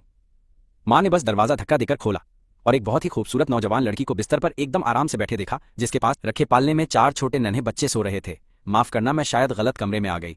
माँ ने एक बहुत ही अजीब सी मुस्कान दी और फिर तुरंत पीछे की तरफ हटकर निकली। वो गलत कमरे में घुसने की वजह से अपनी इस बेवकूफ़ी पर खुद को ही कोसने लगी। मैं कुछ समझ पाता उससे पहले ही मैंने अपनी माँ को वापस बाहर जाते हुए देख लिया था। माँ, आप बाहर क्यों आ रही हो बेटा? हम शायद किसी गलत कमरे में आ गए हैं। माँ ने मुझे बहुत ही बेबसी भरी नजरों से देखा। मेरा बेटा तो एक छोटा सा काम भी नहीं ढंग से कर सकता, मुझे अस्पताल के गलत कमरे में लेके आ गया इस ढक्कन की वजह से। तो एक दिन सच में उनका पूरा दिमाग दही हो ही जाएगा भाई। वहां अंदर साफ तौर पर 2 माँ मौजूद थी, खासकर वो बहुत खूबसूरत लड़की। एक साथ 4 बच्चों को जन्म देना, ये बात सच में बहुत ही ज्यादा कड़क और धांसू है। फिर अपने खुद के नल्ले बेटे को देखा जिसका कोई भविष्य ही नहीं है, कोई काम ढंग से नहीं कर सकता, सिर्फ मुफ्त की रोटियां तोड़ता है। वैसे भी जिस औरत ने अभी बच्चा पैदा किया उसे पूरे आराम की जरूरत होती है, उसे बिल्कुल परेशान नहीं करना चाहिए। इसके अलावा अगर वो बच्चे डर गए और रोने लगे तो बिना बात का बहुत बड़ा रायता फैल जाएगा वहां पर। किसी को भी पता होना चाहिए कि एक नई माँ के लिए बच्चे को सुलाना कितना मुश्किल काम होता है। मेरी माँ ने तो पहले ही इस स्यापे को गहराई से झेला था। माँ, ऐसी बात नहीं है। मैं अभी भी थोड़ा सुनसा था और बाहर खड़े होकर कमरे का नंबर चेक कर रहा था। ये गलत कमरा नहीं है मेरी माँ। माँ, ये कमरा बिल्कुल सही है, ये गलत नहीं है, चलो अंदर चलते हैं। मैंने कमरे में घुसने के इरादे से अपनी माँ को खींचा। हम गलत जगह पर हैं, वहां अंदर तो 2 माँ मौजूद हैं भाई। ये नालायक बच्चा अपनी माँ की बात पर विश्वास क्यों नहीं कर रहा है? पहली बार उन्होंने जाना कि उनके बेटे में इतनी ज्यादा ताकत है कि वो मेरे खिंचाव को रोक ही नहीं पाई थी। सुसु, मैं वापस आ गया, ये मेरी माँ है। मैंने अपनी माँ का हाथ आराम से छोड़ते हुए ये बात बोली और फिर सीधा चलते हुए मैं बिस्तर के एकदम पास की तरफ चला गया। मैंने उन नन्हे बच्चों की तरफ देखा जो एकदम सुकून से सो रहे थे। मेरे बेटे, मुझे एकदम साफ साफ बता, क्या आखिर यहाँ पर ये सब क्या लफड़ा चल रहा है? मेरे भाई बता। मेरी माँ के चेहरे पर हैरानी और भारी उलझन साफ दिखाई दे रही थी। आखिर ये सब क्या बवाल है? क्या कोई उन्हें ये सब अच्छे से समझा सकता है? उन्होंने तो अपने दिमाग में पहले से ही ऊटपटांग बातें सोचना भी शुरू कर दिया था, जो कि सच में काफी ज्यादा डरावना था। नमस्ते आंटी, मेरा नाम बाई सुसु है और मैं यहाँ आराम कर रही हूँ जी। बाई सुसु के चेहरे के हाव भाव उस समय थोड़े से तनाव में लग रहे थे। उसके सामने खड़ी वो औरत यानी मेरी माँ उस समय करीब 40 साल की उम्र की थी। मेरी माँ ने अपनी सेहत को काफी अच्छा रखा था, इसलिए वो जवान दिखती थी। नमस्ते, मैं यिफान की माँ हूँ। माँ ने सिर हिलाया और बिस्तर तक गई, पर कुछ भी फालतू बोलने की उनकी हिम्मत नहीं हुई। उसकी हवा इतनी टाइट थी कि खुद की सुहागरात पर भी कोई इतना ना घबराए। हाँ, यिफान ने पहले भी तेरा नाम लिया था मेरी जान। बाई सुसु ने शरीफों की तरह सिर हिलाया, पर एकदम चुप हो गई कि आगे क्या बोले। अब वो सोच रही थी, ये लुखा मेरे बारे में क्या ही कड़क बात बोलेगा, दिमाग दही। पक्का इस फट्टू ने मेरी बेइज्जती ही मारी होगी। तभी माँ ने अपने नालायक बेटे को घूर कर देखा, क्योंकि उन्हें इस चवन्नी छाप की पूरी औकात अच्छे से पता थी। मैंने एकदम लाचार होकर बोला, माँ क्या मेरी थोड़ी सी भी इज्जत नहीं रख सकती तुम? फिर माँ ने पूछा, सुसु इन 4 बच्चों का असली बाप आखिर कहाँ गायब है? एक साथ 4 बच्चों को अकेले पालना पसीने छुड़ा देता है, पर सच में ये कतई ऊपर वाले का आशीर्वाद है। वैसे ये बता कि ये सब लड़के हैं या लड़कियां? माँ उन चारों नन्हे चांद के टुकड़ों को एकदम प्यार भरी नजरों से देखते हुए बोली कि हे भगवान, मुझे तो सच में नहीं पता कि मैं अपने असली पोते पोतियों को कब अपनी गोद में खिलाऊंगी। मेरा ये नल्ला बेटा एकदम ढक्कन है, जिसने आज तक अपनी बंदी के बारे में कुछ नहीं बताया, तो पोता या पोती देने की बात तो बहुत दूर की है। शायद मुझे इन सब के लिए तब तक तरसना पड़ेगा जब तक मैं चलने लायक ना रहूं। मेरी माँ को लगा कि ये कतई जहर लड़की बस मेरी एक दोस्त है या कॉलेज की क्लासमेट है, जो सिर्फ अपनी फिक्र जताने और हाल चाल लेने आई है। इसीलिए उन्होंने इस बवाल सीन के बारे में बहुत ज्यादा दिमाग की नस नहीं फाड़ी। एकदम चिल। एक साथ 4 और वो भी सब लड़कियां। मैंने खुशी से चमकती आंखों के साथ मुस्कुराकर बोला। अपनी माँ की आंखों में जो भयंकर वाला प्यार था वो मैंने साफ देख लिया था। मैंने सब देख लिया। सच में ये तो ऊपर वाले का बहुत बड़ा भौकाल आशीर्वाद है, क्योंकि बेटियां ही माँ के दिल का सबसे अनमोल चांद का टुकड़ा होती हैं। अब मुझे इस नल्ले को बोलना पड़ेगा कि थोड़ा और दम लगाए और हार्ड काम करे, ताकि उसके बाप और मुझे भी जल्द ही अपने पोते पोतियों को गोद में खिलाने का मौका मिले। ये तो एकदम कड़क बात होगी। मैंने मुस्कुराकर कहा, हाँ माँ, हम सब पर ऊपर वाले की मेहरबानी है। मैं भी बहुत लकी हूँ और मेरी प्यारी माँ का भी नसीब चमक गया है एकदम। ये सुनकर माँ का फ्यूज उड़ गया। उन्हें मेरा मतलब कुछ पल्ले नहीं पड़ा, पर फिर भी उन्होंने ज्यादा पूछताछ करके कोई नया रायता बिल्कुल नहीं फैलाया। बढ़िया। अरे तो इनका असली बाप आखिर कहाँ कट लिया है? वो अभी तक वापस क्यों नहीं आया? माँ ने ज्यादा खोपड़ी नहीं लगाई और बिना घुमाए फिराए सीधा सीधा असली मुद्दे का सवाल दाग दिया। उस सवाल का बम फटते ही मैंने और बाई सुसु ने एक दूसरे को देखा। दोनों की आंखों में एकदम भयंकर वाली अजीब सी वाट लगी हुई झिझक थी। वहां का पूरा माहौल अचानक से एकदम सस्पेंस वाला और अजीब हो गया। हम दोनों की हवा टाइट देखकर माँ का दिमाग दही होने लगा और वो फालतू की कहानी पकाने लग गई थी। आसपास कोई भी बड़ा बुजुर्ग नहीं था, तो माँ को लगा कि इस कतई जहर दिखने वाली लड़की की किस्मत ही झंड है। ये मोए मोए वाली बात सोचकर उन्हें इस प्यारी सी बंदी पर तरस आने लगा था। उन्होंने ऐसी बहुत सी बकवास कहानियां सुन रखी थी, जहां कॉलेज के बच्चों को पैदा होने के बाद लड़कों ने सीधा हॉस्पिटल में ही कचरे की तरह छोड़ दिया हो, या फिर वो फट्टू आदमी बिना बताए ही पतली गली से कल्टी मार गया हो। तब मैंने कहा, माँ असल में ये सारे बच्चे तुम्हारे ही सगे पोते पोतियां हैं। बाई सुसु मेरी बंदी है और मैं ही इन सब बच्चों का असली बाप हूँ। मैंने बाई सुसु की तरफ देखा और भौकाल के साथ उसका हाथ अपने हाथों में थाम लिया। फिर मैंने सीधे अपनी माँ की आंखों में देखकर बिना डरे पूरा सच उगल दिया कि ये बच्चे तो अब इस दुनिया में अपना सिस्टम फाड़ चुके हैं। अब कोई चांस ही नहीं है कि ये मेरी बंदी ना बने, और सिर्फ बंदी ही क्यों, आगे चलकर ये मेरी परमानेंट वाली घरवाली भी पक्का बनने वाली है। ये सुनते ही माँ का तो सिस्टम हैंग हो गया। उन्हें लगा कि कहीं उनके कान खराब तो नहीं हो गए। बोली, ये तूने क्या बक दिया? क्या सच में ये सब तेरे ही बच्चे हैं और तू इतनी जल्दी इनका बाप भी बन गया है? माँ ने एकदम भयंकर शौक में मुझे देखा। उन्हें यकीन ही नहीं हो रहा था। क्या लोचा है? उन्हें लग रहा था कि शायद वो दिन में सपने देख रही हैं। उनके तो एकदम तोते उड़ गए थे और समझ नहीं आ रहा था कि इस भयंकर झटके को कैसे एक्सप्रेस करें। दिमाग सुन माँ, ये एकदम 100% सच बात है। बाई सुसु ने जिन बच्चों को पैदा किया है वो मेरे ही खून है। ये आज ही हुए हैं। मैंने तुम्हें यहाँ सिर्फ बुलाया था ताकि तुम थोड़ी मदद कर सको। इनकी कुछ दिन देखभाल करो जब तक कोई प्रोफेशनल आया नहीं आ जाती। बेटा तू मुझसे कोई झूठ तो नहीं बोल रहा है ना? क्या ये सच बात है? क्या सच में ये सब बकवास नहीं है? माँ को अभी भी इस बात पर रत्ती भर भी भरोसा नहीं हो रहा था कि मेरा बेटा इतनी जल्दी बाप कैसे बन सकता है। भाई साहब, पहले तो इस नल्ले की कोई बंदी तक नहीं थी, और अब अचानक से 4 बच्चों का बाप। मैं कोई झूठ नहीं बोल रहा, कसम से ये एकदम सच है। अगर तुम्हें मेरी बात पर यकीन नहीं है तो खुद सुसु से पूछ लो। मैंने मुड़कर बाई सुसु की तरफ देखा। मुझे पहले से ही पता था कि ये रायता तो पक्का फैलेगा। हाँ आंटी जी, येफान एकदम सही बोल रहा है। हालांकि ये सब थोड़ा लोचे वाला सीन है, लेकिन ये चारों बच्चे 100% येफान के ही खून है। बाई सुसु ने मेरी माँ को देखा और पूरे कॉन्फिडेंस के साथ कहा। वो देखकर माँ का दिल पिघल गया और उन्होंने सोचा कि ये बंदी तो कतई हीरा है, एकदम कड़क। मैंने तो सपने में भी नहीं सोचा था कि तू मेरे लड़के की बंदी होगी और एक साथ 4 बच्चे पैदा करेगी। मेरी जान, मुझे तेरी बात पर यकीन है। मुझे सच में उम्मीद नहीं थी कि मुझे इतनी जल्दी अपने पोते पोतियां खिलाने को मिल जाएंगे। ये तो बवाल चीज है। माँ के चेहरे पर तुरंत एक तगड़ी वाली स्माइल आ गई थी। जब सब कुछ 100% कंफर्म हो गया तो मेरी माँ की खुशी का कोई ठिकाना नहीं था। मतलब तूने उसे हॉस्पिटल सिर्फ इसलिए बुलाया था ताकि वो अपने बच्चों को गोद ले और ऑफिशियल दादी बन सके ना? माँ ने उन छोटे छोटे बच्चों को देखा और उनका चेहरा एक प्यारी सी स्माइल से चमक उठा। उन्हें यकीन ही नहीं हो रहा था कि उनका नल्ला लड़का सच में इतना बड़ा हो गया है आज। और अचानक से एक ही झटके में उसके पास बीवी और बच्चे दोनों आ गए, वो भी एक साथ, चार छोटी छोटी एकदम क्यूट सी राजकुमारियां। मजा आ गया। अगर यीफान के बाप को इस बात की भनक लग गई तो वो तो पक्का खुशी से पागल ही हो जाएगा। मेरा मन कर रहा है कि अभी जाकर उसे सब बता दूं, लेकिन मेरी मां रुक गई। उन्होंने खुद को कंट्रोल कर लिया। भाड़ में जाए वो बुड्ढा जो अपने बेटे को देखते ही हमेशा अपना मुंह सड़ा लेता है।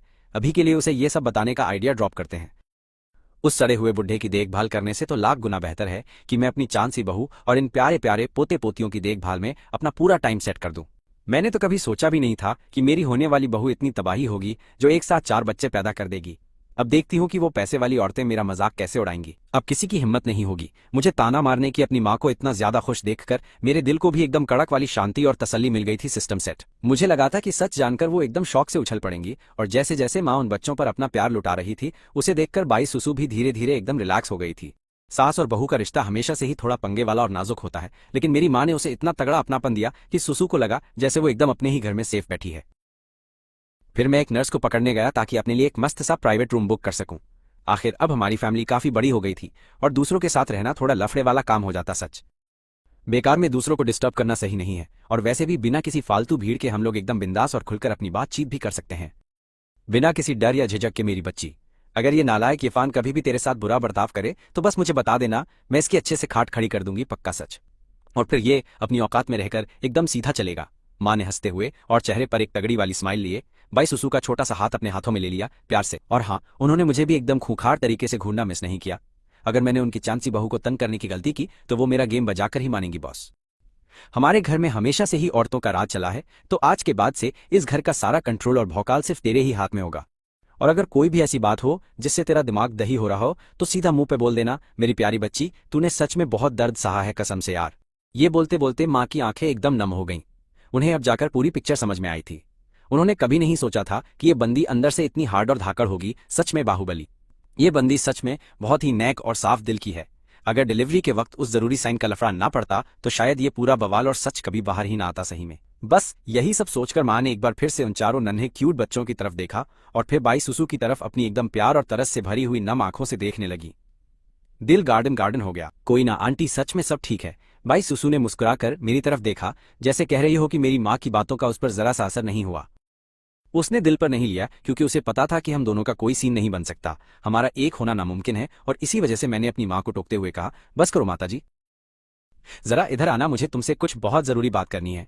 ये बोलकर मैंने सीधा अपनी माँ का हाथ पकड़ा और उन्हें खींचकर अस्पताल के कमरे से बाहर लाया। माँ ने चिढ़ते हुए अपना सिर हिलाया और बोली, नालायक, ऐसी क्या बात थी जो तू अंदर नहीं बोल सकता था? उन्हें लगा कि उनका ये लाडला बेटा उनके प्यार की वजह से पूरा बिगड़ चुका है। देखो माँ, मैंने तुम्हें पहले ही सब कुछ बता दिया था कि मेरे और बाई सुसु के बीच क्या चल रहा है और हमारा असली सीन क्या है यार।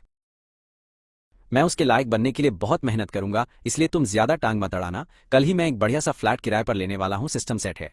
वो 2 दिन में डिस्चार्ज हो जाएगी, तब मुझे तुम्हारी मदद चाहिए होगी। मैं उसके लिए एक आया भी रख लूंगा। कल मुझे किसी भी हालत में अपनी यूनिवर्सिटी जाना ही पड़ेगा। भाई लोग, मेरे बेटे, मुझे साफ दिख रहा है कि सुसु एकदम हीरे जैसी लड़की है, वही मेरी आने वाली बहू बनेगी और मैं उसके अलावा किसी और को इस घर में बिल्कुल कबूल नहीं करने वाली हूँ।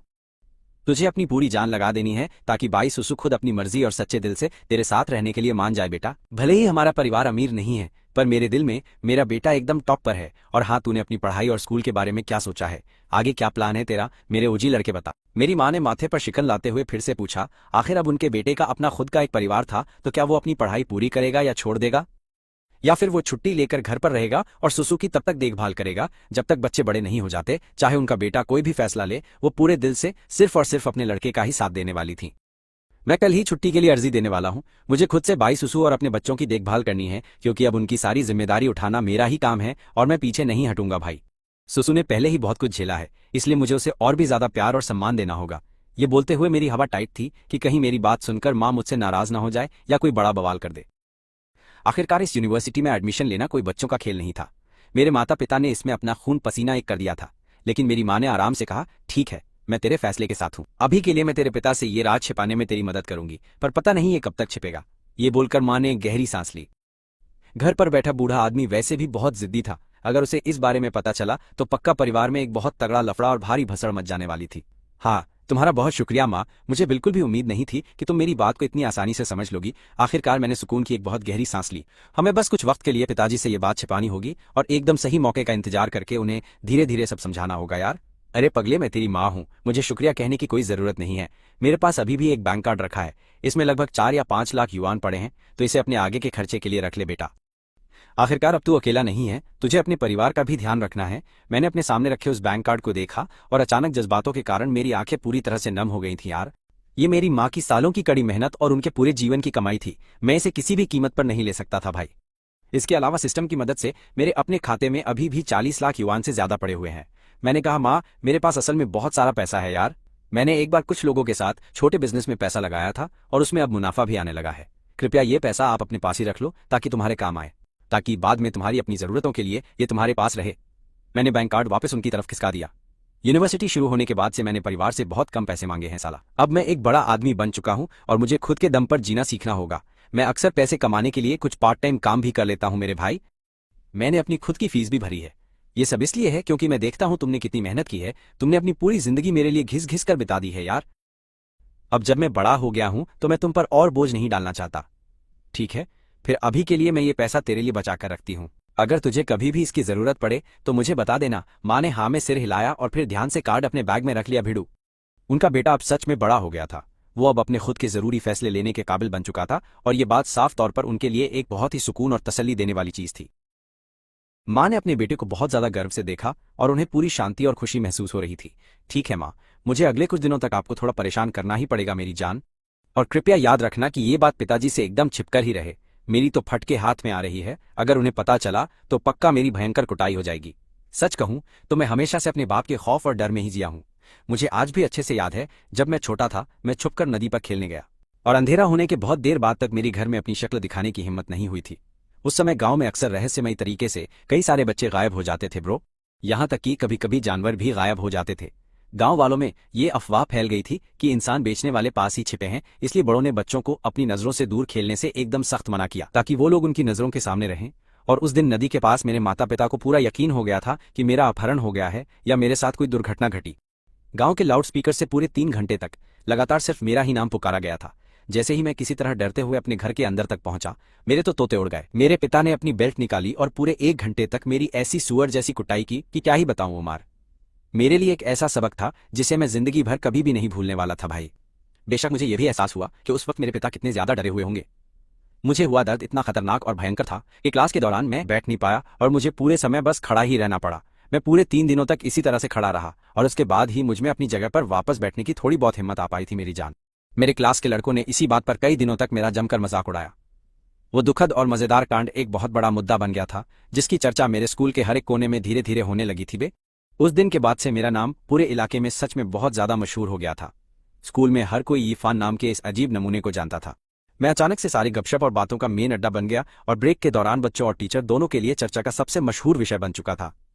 साला, मैंने अपनी माँ को अस्पताल में रुककर बाई सुसु की देखभाल करने के लिए कहा और खुद तेजी से अपनी छुट्टी की अर्जी देने के लिए सीधा अपनी यूनिवर्सिटी भाग गया था बॉस। फिर मैं एक फ्लैट किराए पर लेने के लिए गया। जब सब कुछ सेट हो गया तो मैंने थोड़ा खाना खरीदा और अस्पताल की तरफ निकल पड़ा ब्रो। कमरे में कदम रखते ही मैंने देखा कि मेरी माँ और बाई सुसु एक दूसरे के साथ बहुत ही खुशी से गहरी बातचीत कर रही थी गुरु। मैं पूरी तरह से अंदर आ चुका था, लेकिन फिर भी उन्होंने मुझ पर जरा सा भी ध्यान नहीं दिया जब तक मैं पास नहीं गया।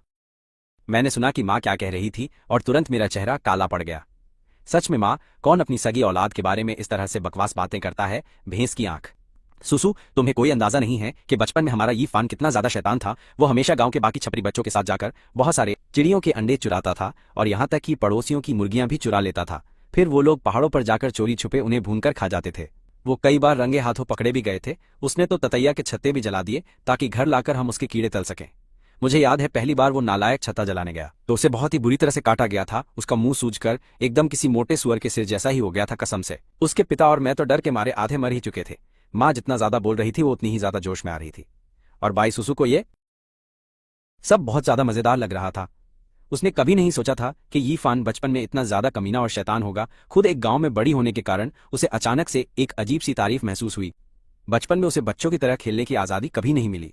उसके माँ बाप ने उसे मशीन बनाकर रख दिया जिसमें सिर्फ डांस क्लास, पियानो प्रैक्टिस और दुनिया भर का किताबी ज्ञान ठूंस दिया गया था। अपने उस सूखे और बोरिंग बचपन को याद करके उसे हमेशा एक अजीब घुटन और गहरा खालीपन महसूस होता था। वो मेरी इज्जत करती थी क्योंकि मेरे पास इतने शानदार और सच में प्यार करने वाले माँ बाप थे। बाई सुसु साफ देख सकती थी कि मेरी माँ मुझसे कितना प्यार करती है, लेकिन जब बात उसके खुद के माँ बाप की आती तो उनके बारे में सोचकर बाई सुसु की आंखों में निराशा छा जाती थी। काफी लंबे समय से वो एक असली परिवार के प्यार और देखभाल के लिए तड़प रही थी, लेकिन उसके पूरे खानदान में सिर्फ उसके दादाजी ही ऐसे इंसान थे जो उसे सच्चे दिल से प्यार करते थे। उसके सगे माँ बाप की नजरों में वो सिर्फ अपना मुनाफा कमाने का एक टूल थी। शायद किसी बहुत अमीर खानदान में पैदा होने का यही सबसे बड़ा और कड़वा सच होता है। जिंदगी भर की बेहिसाब दौलत और महंगी अय्याशी, लेकिन इंसानियत या सच्चे प्यार के नाम पर एक ढेला भी नहीं। पर सच कहूं तो उसे इस कचरे जैसी झूठी अमीरी में कोई भी इंटरेस्ट नहीं था। वो तो बस एक प्यारा सा परिवार चाहती थी जिसमें उसके माँ बाप उसे बहुत प्यार करें और सब बिना किसी लफड़े के एकदम खुशी खुशी साथ रहें। माँ, अब तुम मेरे कौन से पुराने कांड खोद कर निकाल रही हो? मैंने एकदम सन्न होकर अपनी माँ की तरफ देखा और मेरा फ्यूज उड़ गया। उसने मेरे बचपन के सारे शर्मनाक कारनामों का कच्चा चिट्ठा बाई सुसु के सामने खोल दिया था। नालायक कहीं के, क्या तुझे आज मार खानी है? क्या मुझे अपने बेटे के बारे में बात करने का बिल्कुल कोई हक नहीं है? माँ के चेहरे पर हल्की सी झेप आ गई थी, लेकिन उसने अपने बेटे को घूरते हुए अपना पूरा स्वैग टाइट रखने की कोशिश की। सच कहूं तो एक माँ बनना कोई बच्चों का खेल नहीं है। वो बस चाहती थी कि बाई सुसु के सामने उसके बेटे का भौकाल बना रहे। पर देखो उसका ये चवन्नी छाप, बेटा क्या बोल रहा है? उसने कब उसकी बुराई की थी? ऐसा कौन सा पोपट बच्चा होता है जो अपनी ही माँ पर ऐसे झूठे इल्जाम लगाता है? मैंने हार मानते हुए कहा, ठीक है, मेरी ही गलती थी, अब तो खुश हो ना? मेरी माँ सच में बवाल है, मैं कुछ भी बोल लूं उनसे बहस में कभी नहीं जीत सकता। इसलिए खोपचे में ले जाकर सूते जाने से बचने के लिए पहले ही अपनी हार मान लेना ज्यादा अक्लमंदी का काम है। ये हुई ना बात, पूरा दिन कहाँ थे? माँ ने मेरी तरफ देखकर पूछा। सच कहूं तो उनका ये आवारा बेटा बिना कोई सुराग छोड़े ऐसे ही अचानक बिल्कुल हवा में गायब हो गया था। मैं अपने स्कूल गया था, फिर मैंने वहां एक किराए का कमरा ढूंढा, थोड़ी साफ सफाई की और रोजमर्रा की जरूरत का कुछ सामान खरीद लिया। अस्पताल के बेड के पास रखे कैबिनेट पर अपने हाथ का सारा भारी सामान रखते हुए मैंने ये बात कही। तभी बाई सुसु ने मेरी आंखों में देखते हुए एकदम प्यार से कहा, तुमने सच में बहुत ज्यादा मेहनत की है। वो बहुत अच्छी तरह जानती थी कि मेरे लिए बार बार यहाँ से वहां भाग दौड़ करना कितना दिमाग खराब करने वाला काम है। उसने तो पहले अकेले ही छुपकर बच्चा पैदा करने का सीक्रेट प्लान बनाया था। उसने सपने में भी नहीं सोचा था कि हालात ऐसे बन जाएंगे। जब से उसकी डिलीवरी हुई है मैं ही सारी चीजों का रायता समेटने में बिजी हूँ। मेरी सच में बहुत वाट लग गई थी। उसे बिल्कुल उम्मीद नहीं थी कि मैं इतना जिम्मेदार इंसान निकलूंगा। बस यही अफसोस की बात है कि हम कभी एक नहीं हो सकते। खैर कोई बात नहीं, मैं बाजार से थोड़ा दलिया, कुछ छोटे बंस, स्टीम्ड मोमोज और एक प्लेट चावल ले आया हूँ। तुम दोनों जल्दी से खाना खा लो, इससे पहले कि ये ठंडा हो जाए। माँ और बाई सुसु के पेट में चूहे कूद रहे होंगे, इसलिए मैं खाना ले आया। डिलीवरी के बाद से बाई सुसु की भूख बहुत कम हो गई थी, इसलिए मैं उसके लिए दलिया और मोमोज ले आया। और अपनी माँ के लिए मैं मस्त मछली के स्वाद वाला शानदार रोस्टेड पोक और चावल लेकर आया था। मेरा बेटा सच में एक नंबर का समझदार और ख्याल रखने वाला है। जैसे ही उसकी नाक में वो कतई जहर वाली लाजवाब खुशबू गई, उसके पेट में चूहे कूदने लगे और फिर बिना कोई टाइम वेस्ट किए वो चुपचाप अपना खाना खाने बैठ गई। बाई सुसु ने भी एक प्यारी सी स्माइल दी और धीरे से सिर हिलाते हुए अपना दलिया पीने और मोमोज खाने लगी। वो खाते खाते मुझे ऐसे देख रही थी जैसे उसका दिल हजारों उलझे हुए जज्बातों से भर गया हो, लेकिन उसने अपनी उन अजीब सी फीलिंग्स को फिलहाल के लिए दबा लिया। मैंने उन चारों नन्हे बच्चों की तरफ देखा और मेरा सारा एटीट्यूड पिघल गया। मेरी आंखों में उनके लिए एक अंधी मोहब्बत और बेइंतहा प्यार भर गया था। वो पहले से थोड़े और ज्यादा गोरे लग रहे थे और उनके चेहरे की मासूमियत अब और निखर रही थी। फिर भी वो अभी एकदम रुई के फाहे जैसे नरम और छोटे से गोलू मोलू लग रहे थे। मैंने बहुत प्यार से सबसे बड़ी बहन को उठाया जो एकदम घोड़े बेचकर सो रही थी। इस छोटी सी चांद के टुकड़े जैसी बच्ची को घूरते हुए मुझे एक बहुत ही गजब का जादू महसूस हुआ। सच में ये जिंदगी इस पूरी दुनिया की सबसे खूबसूरत और रापचिक चीज है। तभी अचानक सिस्टम की धांसू आवाज गूंजी, यू बैंक का डायपर बदलो। ये टास्क पूरा करने पर आपको तुरंत एक प्राइमरी मास्टर शेफ की शानदार स्किल का तगड़ा इनाम दिया जाएगा। ये सुनकर मेरा दिमाग एकदम सुन्न पड़ गया। फिर मुझे एहसास हुआ कि मेरी बाहों में सो रही वो नन्ही बच्ची नींद में बहुत ज्यादा बेचैन होकर मचल रही थी। ऐसा लग रहा था कि उसने बिस्तर गीला कर दिया है। मुझे लगता है कि इस छोटी ने सुसु कर दी है। मैं इसे संभालता हूँ, तुम दोनों अपना खाना खाओ। मैंने यू बैंक को पास के खाली बेड पर रखा और सावधानी से उसका छोटा कंबल खोला। शुरुआती दिनों में ये नए पैदा हुए बच्चे सच में बहुत ज्यादा नाजुक होते हैं, इसलिए मेरी हर एक छोटी हरकत बहुत ही ज्यादा कोमल और प्यार भरी थी। मैंने एक नया सूती डायपर लिया और उसे यू बैंक के नीचे बिछाया। फिर उसके छोटे से पिछवाड़े को अच्छे से साफ करके उस पर थोड़ा सा बेबी पाउडर लगाया और फिर बहुत ही ध्यान से उसे वापस लपेट दिया। होस्ट को डायपर बदलने वाला ये टास्क पूरा करने के लिए बहुत बहुत बधाई हो। आपको इनाम में प्राइमरी मास्टर शेफ की खतरनाक स्किल दी जाती है। ठीक 3 सेकंड बाद मैंने एक गहरी सांस ली। मैंने इस कुकिंग स्किल में पूरी तरह से महारत हासिल कर ली थी। ऐसा लग रहा है कि अब मैं कुछ बहुत ही लाजवाब बना सकता हूँ बाई सुसु के लिए, ताकि कल वो और मेरी माँ दोनों मेरे हाथों के बने इस कतई जहर खाने का मजा ले सके। वैसे भी इस सस्ते फास्ट फूड में कोई पोषण नहीं होता। मैं कल उन दोनों के लिए थोड़ा सा गर्मा गर्म सूप बनाऊंगा ताकि उनके शरीर को पूरी ताकत मिल सके।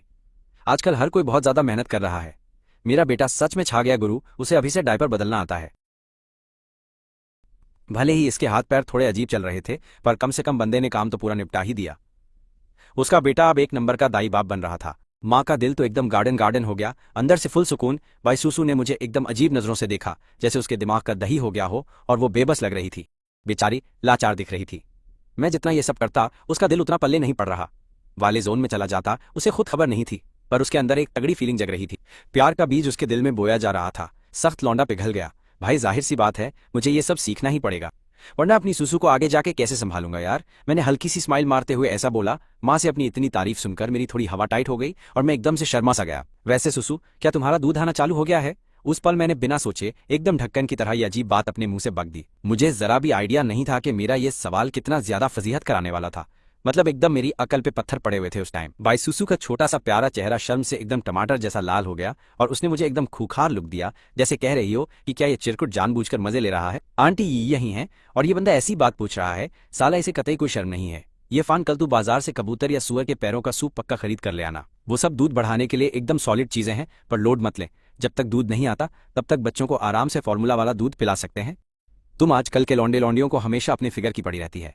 माँ का दूध बच्चे और माँ दोनों के लिए बवाल है। इससे बच्चे एकदम बीस्ट की तरह मजबूत बनेंगे और उनका इम्यूनिटी सिस्टम फाड़ हो जाएगा। दोनों ही एकदम नूब पेरेंट्स थे, तो जाहिर सी बात है कि उन्हें ज्ञान देने और रास्ता दिखाने के लिए किसी पुराने ओजी खिलाड़ी की सख्त जरूरत थी। अब जरा उसे ही देख लो भाई। उसने मुश्किल से अभी दो चार बातें ही बोली थीं और बाईसूसू का खूबसूरत चांद सा चेहरा इतना ज्यादा लाल हो चुका था कि लग रहा था जैसे अभी खून टपक पड़ेगा यार। आजकल की पब्लिक सच में बहुत जल्दी शर्मा जाती है, लेकिन अपनी बहू को वो जितना ज्यादा घूरती जा रही थी वो कतई जहर और उतनी ही ज्यादा बवाल लग रही थी, मेरी जान की कसम। उसके बेटे के हाथ सच में एक नंबर का खजाना लग गया था। वो बस यही दुआ कर रही थी कि लड़का और सिस्टम पाड़ मेहनत करे और इस भाभी को इज्जत से घर ले आए। माँ काफी चिल इंसान थी, इसलिए उसने बाकी फालतू के पचड़ों में दिमाग नहीं खपाया। उसे पता था कि उसके लड़के ने इस लड़की की वाट लगाई है भाई। पर अब जो रायता फैलना था वो तो फैल ही चुका है, इसलिए वो बस चाहती थी कि लौंडा बाईसूसू का दिल जीत ले। बेचारी बाईसूसू ने बस हाँ में अपना सिर हिला दिया। बाईसूसू का चेहरा लाल हो गया और उसने अपना सिर झुका लिया। उसे भनक भी नहीं थी कि दूध जैसी छोटी सी चीज के इतने सारे गजब फायदे हो सकते हैं। ये सब सोचते हुए उसने अपना सिर नीचे करके खुद को एक बार घूर कर देखा। तभी अचानक से बाईसूसू को लगा कि कोई उसे एकदम सीधा ताड़ रहा है यार। उसने झट से सिर उस तरफ उठाया और देखा कि मैं उसे फुल मस्ती वाले मजे लेने वाले लुक के साथ एकटक घूर रहा था। ये लौंडा भी ना साला दांत क्यों दिखा रहा है, कसम से बहुत इरिटेटिंग बंदा है क्या। ये मेरी सरेआम ले रहा है, ये तो कुछ ज्यादा ही ओवर हो गया भाई। बाईसूसू ने मुझे एकदम खौफनाक कातिल लुक दिया, जैसे कह रही हो दांत फाड़ना बंद कर। मैंने भी अजीब सा मुंह बनाकर नाक खुजाली। ठीक है यार, अब नहीं हंस रहा, इतना गुस्सा करने की क्या जरूरत थी। फिर भी बाईसूसू का वो शर्माया हुआ चेहरा उसे और भी ज्यादा कतई जहर बना रहा था, मेरी जान। मुझे लगा जैसे मेरा दिल बिना किसी कंट्रोल के एकदम धक धक कर रहा था। यही तो किसी पे लट्टू होने वाली असली फीलिंग होती है। शायद मुझे बाईसूसू को पटाने के लिए अब और मेहनत, बहुत ज्यादा रगड़ कर मेहनत करनी पड़ेगी। तुम दोनों को जरा एक साथ देखो, सच में किसी की भी जलकर राख हो जाएगी। तुम्हारे पापा और मैं भी अपने टाइम पर बिल्कुल ऐसे ही थे, मेरी जान। मैं बस एक बार घूरती थी और वो सीधे लाइन पर आ जाते थे। माँ एकदम जोर जोर से हंसने लगी, जिससे हम दोनों की एकदम हवा टाइट हो गई और हम झेप गए भाई एकदम से। आखिर में, क्योंकि वहां थोड़ा सा लोचा था और उस कमरे में बस दो ही बेड पड़े हुए थे, बाईसूसू और उसके साथ दो बच्चे एक बेड पर और माँ और बाकी दो बच्चे दूसरे बेड पर सो गए मेरे लिए। तो वहां कोई जगह बची ही नहीं थी, इसलिए मुझे अपने नए वाले किराए के कमरे में जाकर सोना पड़ा, कसम से यार। चलो किस्मत अच्छी थी कि मैंने आज ही सोने का जुगाड़ और बाकी जरूरी चीजें खरीद ली थीं। बेड पर लेटते ही मैंने अपना फोन निकाला, बाईसूसू को मैसेज पे गुड नाइट वाइफ लिखकर भेजा और फिर मैं आराम से घोड़े बेचकर सो गया। और जहां तक बाईसूसू की बात थी अपने फोन पर, वो मैसेज देखकर उन छोटे से गिने चुने वर्ड्स ने उसके अंदर एक अलग ही लेवल की झुंझुनी पैदा कर दी और उसका दिल एकदम फुल टू गार्डन गार्डन हो गया। पर क्यों, क्या ये सच में सिर्फ उन छोटे से वर्ड्स का जादू था? बाईसूसू होश में आ जा, तू खुद को भटकने नहीं दे, तू इस चक्कर में नहीं पड़ सकती। तेरा और यीफान का कोई फ्यूचर नहीं है। परिवार वाले इस रिश्ते को कभी हरी झंडी नहीं देंगे, तेरे घर वाले तो बिल्कुल नहीं, और दादाजी तो इसकी शक्ल भी नहीं देखेंगे। बल्कि उसके साथ रहने से उस लड़के की जिंदगी में बस फालतू का रायता फैलेगा और मुसीबतें आएंगी। तो ये तो पक्का नहीं हो सकता है मेरी जान, ये हो ही नहीं सकता। उसने अपना फोन साइड में पटक दिया और बाईसूसू ने शांति से अपनी आंखें बंद कर लीं और अपने फालतू के ख्यालों वाले दिमाग पे ब्रेक लगा दिया ताकि और ज्यादा स्यापा ना हो यार। अगले दिन सुबह डिलीवरी वार्ड का हेड एनगो हवा और वाइस प्रेसिडेंट ट्रेन लेट टपक पड़े और बोले, हेलो जी, हम सब यहाँ अस्पताल की ओर से बात करने आए। हेलो भाई लोग, हम अस्पताल वालों की तरफ से आए हैं। हम मिस बाई और उनकी 4 नन्ही राजकुमारियों को एक प्रमोशन वाले वीडियो में शूट करने के लिए बुलाना चाहते हैं, ताकि थोड़ा भौकाल और तगड़ा सिस्टम सेट हो। हम इसके बदले में पूरा सॉलिड पैसा भी देंगे। दरअसल जब से हमारा अस्पताल खुला है तब से मिस बाई का केस पहला ऐसा केस है जिसमें एक साथ इतने सारे बच्चों ने एकदम धांसू एंट्री मारी है। हमारे अस्पताल के लिए ये गोट लेवल की बहुत बड़ी कामयाबी है। उन्होंने ये फाइनल डिसीजन लेने से पहले काफी लंबा चौड़ा माथापच्ची किया था और तब जाकर ये सारा काम किया, और अब जाके अस्पताल वालों ने उसे वाइस प्रेसिडेंट के साथ डील पक्की करने के लिए भेजा था। ये जिंदगी में एक ही बार मिलने वाला एकदम फाड़ मौका था यार। उनका अस्पताल किसी भी कीमत पर इस मौके को अपने हाथ से जाने नहीं देना चाहता था। हम इसके बारे में सोचेंगे प्लीज। हमें थोड़ा टाइम दो ताकि हम फैसला कर सकें कि क्या करना है और क्या नहीं भाई। ठीक उसी टाइम मैंने एकदम हीरो वाली एंट्री मारी। मुझे पहले ये देखना था कि बाईसुसु के दिमाग में क्या खिचड़ी पक रही है मेरे भाई। सच जाहिर सी बात है, मुझे उनके उन 2 कौड़ी के पैसों की कोई पड़ी नहीं थी। अब जब ये तगड़ा सिस्टम मेरे पास है तो क्या मुझे डर था? बिल्कुल भी नहीं मेरे दोस्त। क्या मुझे अपनी फैमिली को पालने का डर था? बिल्कुल भी नहीं। बहुत बढ़िया मिस्टर, तो ठीक है, हम फिर किसी और दिन चक्कर मारेंगे। वाइस प्रेसिडेंट ट्रिन ली ने हाँ में अपना सिर हिला दिया था। उसके बगल में खड़ा वो डिलीवरी वाला हेड और भी कुछ फालतू ज्ञान बांटना चाहता था, पर वाइस प्रेसिडेंट ने उसे रोक दिया। प्रेसिडेंट, आपने उन्हें थोड़ा और मनाने का ट्राई क्यों नहीं किया? हमने तो बात ही नहीं की। ये मौका सच में एकदम बवाल है। क्या पता हमें दोबारा ऐसा चांस मिले भी या नहीं। हम ऐसे ही हार नहीं मान सकते। हमने अभी तक उन्हें पैसों का लालच तो दिया ही नहीं। पहले उनका मूड तो चेक करने दो, बाकी का रायता हम बाद में समेट लेंगे। हमें उन पर ज्यादा प्रेशर नहीं डालना चाहिए। उन्हें इस पूरे सीन को अच्छे से समझने का टाइम चाहिए ताकि वो अपनी मर्जी से हाँ बोले। उस लौंडे को देखकर ऐसा लग रहा था कि वो बाकी के ऐरे गहरे लोगों से एकदम अलग है। प्रेसिडेंट, हमने अभी तक उन्हें पैसों का लालच तो दिया ही नहीं है। शायद उस मोटी रकम का नाम सुनते ही वो लोग एक झटके में हाँ कर देते। इनगोहवा ने एक बार फिर से अपनी वही पुरानी वाली टेप चलाई। इतने सारे पैसे देखकर तो कोई भी बिना दूसरा थॉट लाए तुरंत मुंह से हाँ ही बोलेगा ना यार। एनगोहवा, क्या तुमने उनका असली वाला एटीट्यूड और सीन नहीं देखा? क्या मेरे भाई बता मुझे, मिस बाई और वो आंटी दोनों ही उस लड़के के इशारों पर चलती हैं और उसे पैसों से कतई कोई मतलब नहीं है। वो फुल ओजी वाइब वाला बंदा है, वरना वो उसी टाइम खड़े खड़े पैसों के बारे में पूछ लेता। सच में उस लौंडे को पैसों की कोई भूख नहीं थी। वो इन सबसे शायद उसकी नजरों में पैसों से ज्यादा अहमियत उसके परिवार की थी। मैं आपका पूरा माजरा समझ गई। प्रेसिडेंट एनगोहवा ने भी अपनी मुंडी हाँ में हिला दी यार। और अब जाकर उसे डीन की वो अंदर की चालबाजी समझ आई थी। तुम दोनों ने सुना ना कि वो लोग अभी अभी क्या बोल कर गए हैं भाई? तुम दोनों को अपना फैसला खुद अपने दिमाग से लेना चाहिए। तुम जो भी सोचोगे मैं उसकी इज्जत करूंगी। माँ ने हम दोनों को देखा और फिर वापस उन छोटे बच्चों की देखभाल करने में लग गई एकदम सही से। बाईसुसु ने मेरी तरफ सीरियस होकर देखा और कहा हम एक बार ट्राई कर सकते हैं। उसे अच्छे से मालूम था कि मेरे पास ज्यादा रोकड़ा नहीं है। मेरी हालत अभी एकदम टाइट वाली चल रही है भाई। और वैसे भी मेरे परिवार का बैकग्राउंड कोई खास नहीं था, एकदम नॉर्मल सा ही था। पर इस कमर्शियल को शूट करने का पैसा बहुत तगड़ा मिलने वाला था, जिससे हमारी काफी ज्यादा मदद हो जाती। और वैसे भी आगे चलकर हमें बहुत सारे पैसों की जरूरत पड़ने वाली है। आखिर हमें अपने 4 बच्चों को पालना है, तो उनका खर्चा भी तो ज्यादा होगा ही ना। पर इस तरह अपना चेहरा दुनिया को दिखाना सही रहेगा तुम्हारे घर वालों का? क्या मैंने बाई सुसु की तरफ देखा और एकदम धीरे से उसे ये बात बोली। मुझे एकदम अच्छे से समझ आ रहा था कि सुसु के दिमाग में आखिर क्या खिचड़ी पक रही है। ये पागल लड़की सिर्फ और सिर्फ मेरे पैसों की तंगी को लेकर बेकार में इतना ज्यादा टेंशन ले रही थी। पर अगर उसकी असली पहचान सच में सबके सामने आ गई और किसी दिन लोगों को पता चल गया तो फिर सुसु क्या करेगी? वो अपने घर वालों को अपना मुंह कैसे दिखाएगी यार बताओ? और दुनिया वाले उसे किस नजर से देखेंगे? मैं सुसु को किसी भी मुसीबत में नहीं डालना चाहता था। मुझे मालूम था कि वो किसी आम और छोटे परिवार से नहीं आती है। उसका बैकग्राउंड बहुत तगड़ा और एकदम भौकाल वाला था। अगर गलती से भी उसके घरवालों को इस बात की भनक लग गई तो फिर वो क्या करेगी? और इन छोटे बच्चों का क्या होगा? भाई बताओ। मुझे पता है तुम यह सब मेरे लिए कर रही हो। तुम्हें डर है कि मुझ पर बहुत प्रेशर आ जाएगा और मेरी वॉट लग जाएगी। मैं तुम्हारा और अपने इन बच्चों का पूरा खर्चा उठा सकता हूँ। प्लीज तुम मुझ पर भरोसा रखो।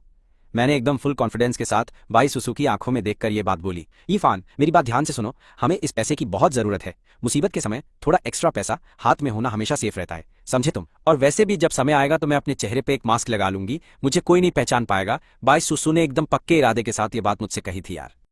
जब तक मेरा असली चेहरा दुनिया के सामने नहीं आता तब तक सब ठीक रहेगा।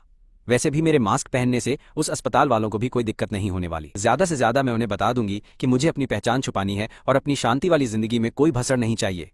क्या सच में सिर्फ एक मास्क पहनने से हमारा ये पूरा काम बन जाएगा? चलो ठीक है। मैंने बाई सुसु की तरफ देखा और मेरी आंखों में अभी भी टेंशन साफ झलक रही थी, पर उसे अपनी जिद पर ऐसे अड़े हुए देखकर मेरी और कुछ भी बोलने की बिल्कुल भी हिम्मत नहीं हो पाई यार। चूंकि अब तुम मान गए हो तो अपनी बात से पीछे मत हटना। आखिर ये हमारे इन छोटे बच्चों के दूध का पैसा है, इसलिए नौटंकी मत करना बिल्कुल भी। बिल्कुल आगे चलकर जब हम इन बच्चों को बताएंगे कि वो इस शानदार कमर्शियल के असली स्टार थे तो ये सुनकर उन्हें बहुत ज्यादा खुशी होगी और वो एकदम खुशी से उछल पड़ेंगे। सच बता रही हूं मैं, तुम सच में एक नंबर की बेवकूफ लड़की हो। मैंने अपना हाथ आगे बढ़ाया और एकदम प्यार से सुसु का सिर थपथपाया। वो सच में बहुत ही ज्यादा भोली और पागल है। उसका नाजुक सा शरीर हल्का सा कांप गया और वो एकदम शांत हो गई। उसे समझ आ गया था कि उसके दिमाग की सारी खिचड़ी को मैंने एकदम आसानी से पकड़ लिया था। मैंने जो नैनी काम के लिए रखी है वो कल से आना शुरू कर देगी। फिर हम बच्चों की पूरी जिम्मेदारी उसे सौंप देंगे। आंटी पिछले कुछ दिनों से लगातार काम करके बहुत थक चुकी होंगी। अब जाकर उन्हें आराम करने का थोड़ा सा समय मिलेगा। आजकल उसे ऐसा महसूस होने लगा था कि आंटी ये सच में उसे अपने घर की असली बहू मान चुकी हैं एकदम दिल से। जब उसने इस कड़वी सच्चाई के बारे में सोचा तो अचानक से उसे अपने ही दिल में थोड़ी सी शर्मिंदगी महसूस हुई। उसके और यीफान के रिश्ते के बीच में अभी भी बहुत सारी मुसीबतें और लफड़े आने बाकी थे। लेकिन वो सच में यीफान की माँ से एकदम सच्चा वाला प्यार करती थी। उनकी बातों में उसे एक परिवार वाला सुकून और सच्चा प्यार महसूस होता था, बिल्कुल वैसा ही जैसा उसे अपने दादाजी के पास मिलता था। अरे मेरी पागल बच्ची, तुम इन मुश्किलों और थकान के बारे में बिल्कुल भी बात मत करो, मैंने तो वैसे भी कुछ ज्यादा खास किया नहीं। आखिरकार ये छोटे और प्यारे बच्चे मेरे अपने पोते पोतियां ही तो हैं, और वैसे भी मेरे दिल में तुम पहले से ही मेरी बहू हो। ओ ए नालायक, तू थोड़ी और मेहनत क्यों नहीं करता? जल्दी से मेरी सूसू से शादी कर ले, वरना याद रख मैं तेरी टांगे तोड़ दूंगी। और फिर घर पर मुझे अपनी ये मनहूस शक्ल कभी मत दिखाना, तुझे तो मेहनत करना बिल्कुल आता ही नहीं है। इतनी बढ़िया बहू मिल रही है और तू उसे खो रहा है यार। ये सब ड्रामा बिल्कुल नहीं चलने वाला है। चाहे जो भी हो जाए, मेरी इकलौती बहू सिर्फ और सिर्फ सुसु ही बनेगी। इस निकम्मे लड़के की शक्ल देखकर ही मुझे बहुत तगड़ा गुस्सा आता है। मम्मी यार, मैं अपनी तरफ से पूरी कोशिश तो कर रहा हूँ। सुसु, देखो मेरी माँ ने तुम्हें अपना लिया और तुमने भी तो मुझे चुन ही लिया है, तो अब मैं मानूं या ना मानूं, तुम पूरी जिंदगी के लिए मेरे साथ फंस गई। सुनो जरा इनकी बातें, क्या कोई असली माँ अपने सगे बेटे से ऐसे बात करती है? कह रही हैं टांगें तोड़ दूंगी और कभी भूल कर भी लौटकर इस घर में मत आना। अब तो उनकी आंखों में सिर्फ सुसु ही बसी है, मेरे लिए कोई जगह बची ही नहीं है। पर मेरी माँ ये बात क्यों नहीं समझती यार, कि बेटे के बिना उन्हें बहू कहाँ से मिलने वाली थी। यही सब सोचकर मैं अभी भी थोड़ा झिझक रहा था कि मुझे अपनी माँ को इस बारे में बताना चाहिए या फिर नहीं। भाई सुसु मुझे और मेरी माँ को ऐसे बात करते हुए देख रही थी और अंदर ही अंदर बहुत जल रही थी, क्योंकि यही वो प्यार था जिसके लिए वो हमेशा से तरसती आई थी। उसके उस इतने बड़े और अमीर परिवार में सिर्फ उसके दादाजी ने ही उसे सच्चा प्यार और अपनापन दिया था। जब उसने अपने असली माँ बाप के बारे में सोचा तो उसे याद आया कि उन्होंने उसे कभी प्यार नहीं किया। उन्हें कोई फर्क नहीं पड़ता था कि वो कैसी जिंदगी जी रही है, उन्हें तो बस उसके अच्छे ग्रेड्स और अमीर रईस लोगों के साथ उठने बैठने और दिखावा करने से ही मतलब होता था। सुसु, जरा इधर भी देखो, अब मेरी माँ सिर्फ और सिर्फ तुम्हारी ही परवाह करती है, उसे अपने सगे बेटे की बिल्कुल भी फिक्र नहीं है। आखिर तुमने मेरी भोली भाली माँ पर कौन सा काला जादू कर दिया? मम्मी, क्या सच में अगर सुसु फिर भी मेरी बात नहीं मानती तो क्या आप सच में मुझे घर में नहीं घुसने देती और मेरी दोनों टांगें तोड़कर मुझे हमेशा के लिए भगा देती क्या? ये तो हद से ज्यादा जुल्म है। आपके जैसी जालिम माँ पूरी दुनिया में कहाँ मिलेगी? क्या मैं सच में आपका अपना सगा खून भी हूं या नहीं? सच बताओ, क्या आपने मुझे किसी कचरे के डिब्बे से उठाया था? मेरी असली वाली माँ आखिर कहाँ चली गई? मैं अपनी ही माँ के सामने एकदम जिद्दी और बिगड़े हुए बच्चे की तरह नौटंकी कर रहा था और मुंह फुलाकर उन्हें लगातार घूर कर देख रहा था। हा हा हा, क्या गजब का ड्रामा है। क्या दुनिया में कोई और बेटा है जो अपनी माँ के मजे लेता हो? ये लड़का तो अब सच में अपनी हदें पार कर रहा है। मेरी बातें सुनकर माँ को गुस्सा भी आ रहा था और हंसी भी। बाई सुसु वहीं पास में खड़ी होकर ये सारा तमाशा देख रही थी और अपना छोटा सा मुंह छिपाकर धीरे धीरे हंस रही थी। आज जिंदगी में पहली बार उसे पता चला था कि मैं अंदर से कितना बड़ा नौटंकीबाज हूं। अगली ही सुबह मैंने अस्पताल से छुट्टी का सारा काम निपटाया, एक बढ़िया सी कार किराए पर ली और सीधा अपने उस किराए वाले घर की तरफ निकल पड़ा। वो जगह वहां से ज्यादा दूर नहीं थी, हमें पहुंचने में बस 10 मिनट से थोड़ा सा ज्यादा समय लगा। फिर सबने एक एक बच्चा उठाया और अपना थोड़ा बहुत सामान लेकर सीधे सीढ़ियों से ऊपर की तरफ गए। किस्मत अच्छी थी कि वो नैनी आज सुबह एकदम सही समय पर अस्पताल पहुंच गई थी, वरना एक साथ 4 छोटे बच्चों को संभालना हमारे लिए सच में बिल्कुल भी आसान नहीं होता। जैसे ही हमने घर के अंदर कदम रखा, माँ बोली, अरे बेटा, ये घर तो काफी ज्यादा बढ़िया है, इसमें 3 बड़े बेडरूम हैं, सच में ये जगह तो एकदम झक्कास और मस्त है भाई। माँ अभी भी एक बच्चे को गोद में लिए हुए पूरे घर का चक्कर लगा रही थी। ये घर सच में बहुत शानदार था, ऐसा लग रहा था जैसे इसका इंटीरियर अभी जल्दी ही बना है। वहां पर एक बढ़िया सोफा था, एक बड़ी सी टीवी थी और यहाँ तक कि एक फ्रिज और वॉशिंग मशीन भी मौजूद थी। घर में जरूरत का सारा सामान पहले से सेट था, जिससे हमारी बहुत सारी मेहनत और मगजमारी बचने वाली थी। हाँ, ये सच में बहुत अच्छा और कड़क है। सुसु ने चारों तरफ देखा और मेरी बात मानते हुए अपना सिर हिला दिया। ऐसा लग रहा था कि वो भी हमारे इस नए और मस्त घर से काफी खुश थी। सुसु, तुम्हें अपने लिए ये वाला मास्टर बेडरूम लेना चाहिए, चारों छोटे बच्चों की देखभाल करने के लिए ये कमरा एकदम परफेक्ट रहेगा। और ये बिस्तर भी तो काफी बड़ा और चौड़ा है ना। माँ ने सबसे बढ़िया वाला कमरा सुसु के लिए चुन लिया था और ये सारा जुगाड़ एकदम सही और सटीक भी तो लग ही रहा था ना भाई। फिर सुसु ने हमारे सबसे बड़े वाले बच्चे को गोद में उठाया, उस कमरे को देखा और प्यार से सिर हिलाया। जगह वाकई बहुत बड़ी थी, तो मैंने माँ से कहा, आज रात सुसु के साथ सो जाओ ताकि आप बच्चों की देखभाल करने में उसकी मदद कर सको। एकदम कड़क आइडिया। मैंने उस वक्त यही सही समझा, क्योंकि माँ के वहां रहने से मुझे काफी तसल्ली मिलेगी और वैसे भी मेरा वहां सोना तो एकदम नामुमकिन सा ही था, फालतू में बिना बात का रायता फैल जाता। सुसु भी इस बात के लिए बिल्कुल नहीं मानती, इसलिए मैं सिर्फ माँ पर भरोसा कर सकता था, क्योंकि रात में अकेले 4 बच्चों को संभालना बहुत मुश्किल काम था, माथा ठनका देने वाला। ये सच में सुसु को बुरी तरह थका देता। ठीक है, आज रात मैं सुसु के साथ सो जाऊंगी, तुम एक कमरा ले लो। माँ ने ये मामला सेट कर दिया। जियो माई, तुम बचा हुआ कमरा ले लो। माँ ने बिना किसी कंफ्यूजन के सब सेट कर दिया। उन्हें उम्मीद नहीं थी कि उनका बेटा इतना समझदार हो जाएगा और चीजें संभाल लेगा। वो अब अपनी बीवी की कदर करना अच्छे से सीख गया था, जो वाकई एक बहुत बढ़िया बात थी। फिर तो मुझे आपको थोड़ी तकलीफ देनी पड़ेगी। आंटी बाई सुसु ने मेरी माँ की तरफ देखकर कहा। यह सच था कि वो अकेले 4 बच्चों को नहीं संभाल सकती थी, इसलिए मैंने उसके लिए पहले ही सब कुछ सोच समझकर एकदम कड़क तरीके से प्लान कर लिया था। बाई सुसु ने मेरी तरफ छुपकर देखा और उसके दिल में एक अजीब सी फीलिंग जाग उठी जिसे शब्दों में बताना मुश्किल था। एकदम पिघलने वाली वाइब के साथ उसे ये बहुत प्यारा और अच्छा लगा। ठीक है सुसु, अब जाकर थोड़ा आराम कर लो। तुम्हारी रिकवरी अभी पूरी नहीं हुई है, इसलिए बार बार बिस्तर से उठकर ज्यादा इधर उधर मत घूमना, वरना बिना बात का रायता फैल सकता है, वरना ये तुम्हारी सेहत के लिए बिल्कुल भी अच्छा नहीं होगा।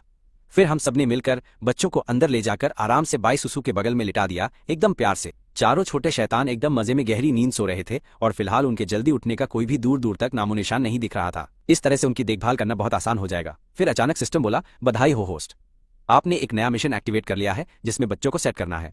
बच्चों और नई माँ के रहने का मस्त जुगाड़ करने पर इनाम में आपको 4 बच्चों वाला स्ट्रोलर और एक तगड़ा पालना, साथ ही बच्चों के लिए 4 खास नेकलेस का एक पूरा सेट मिल रहा है।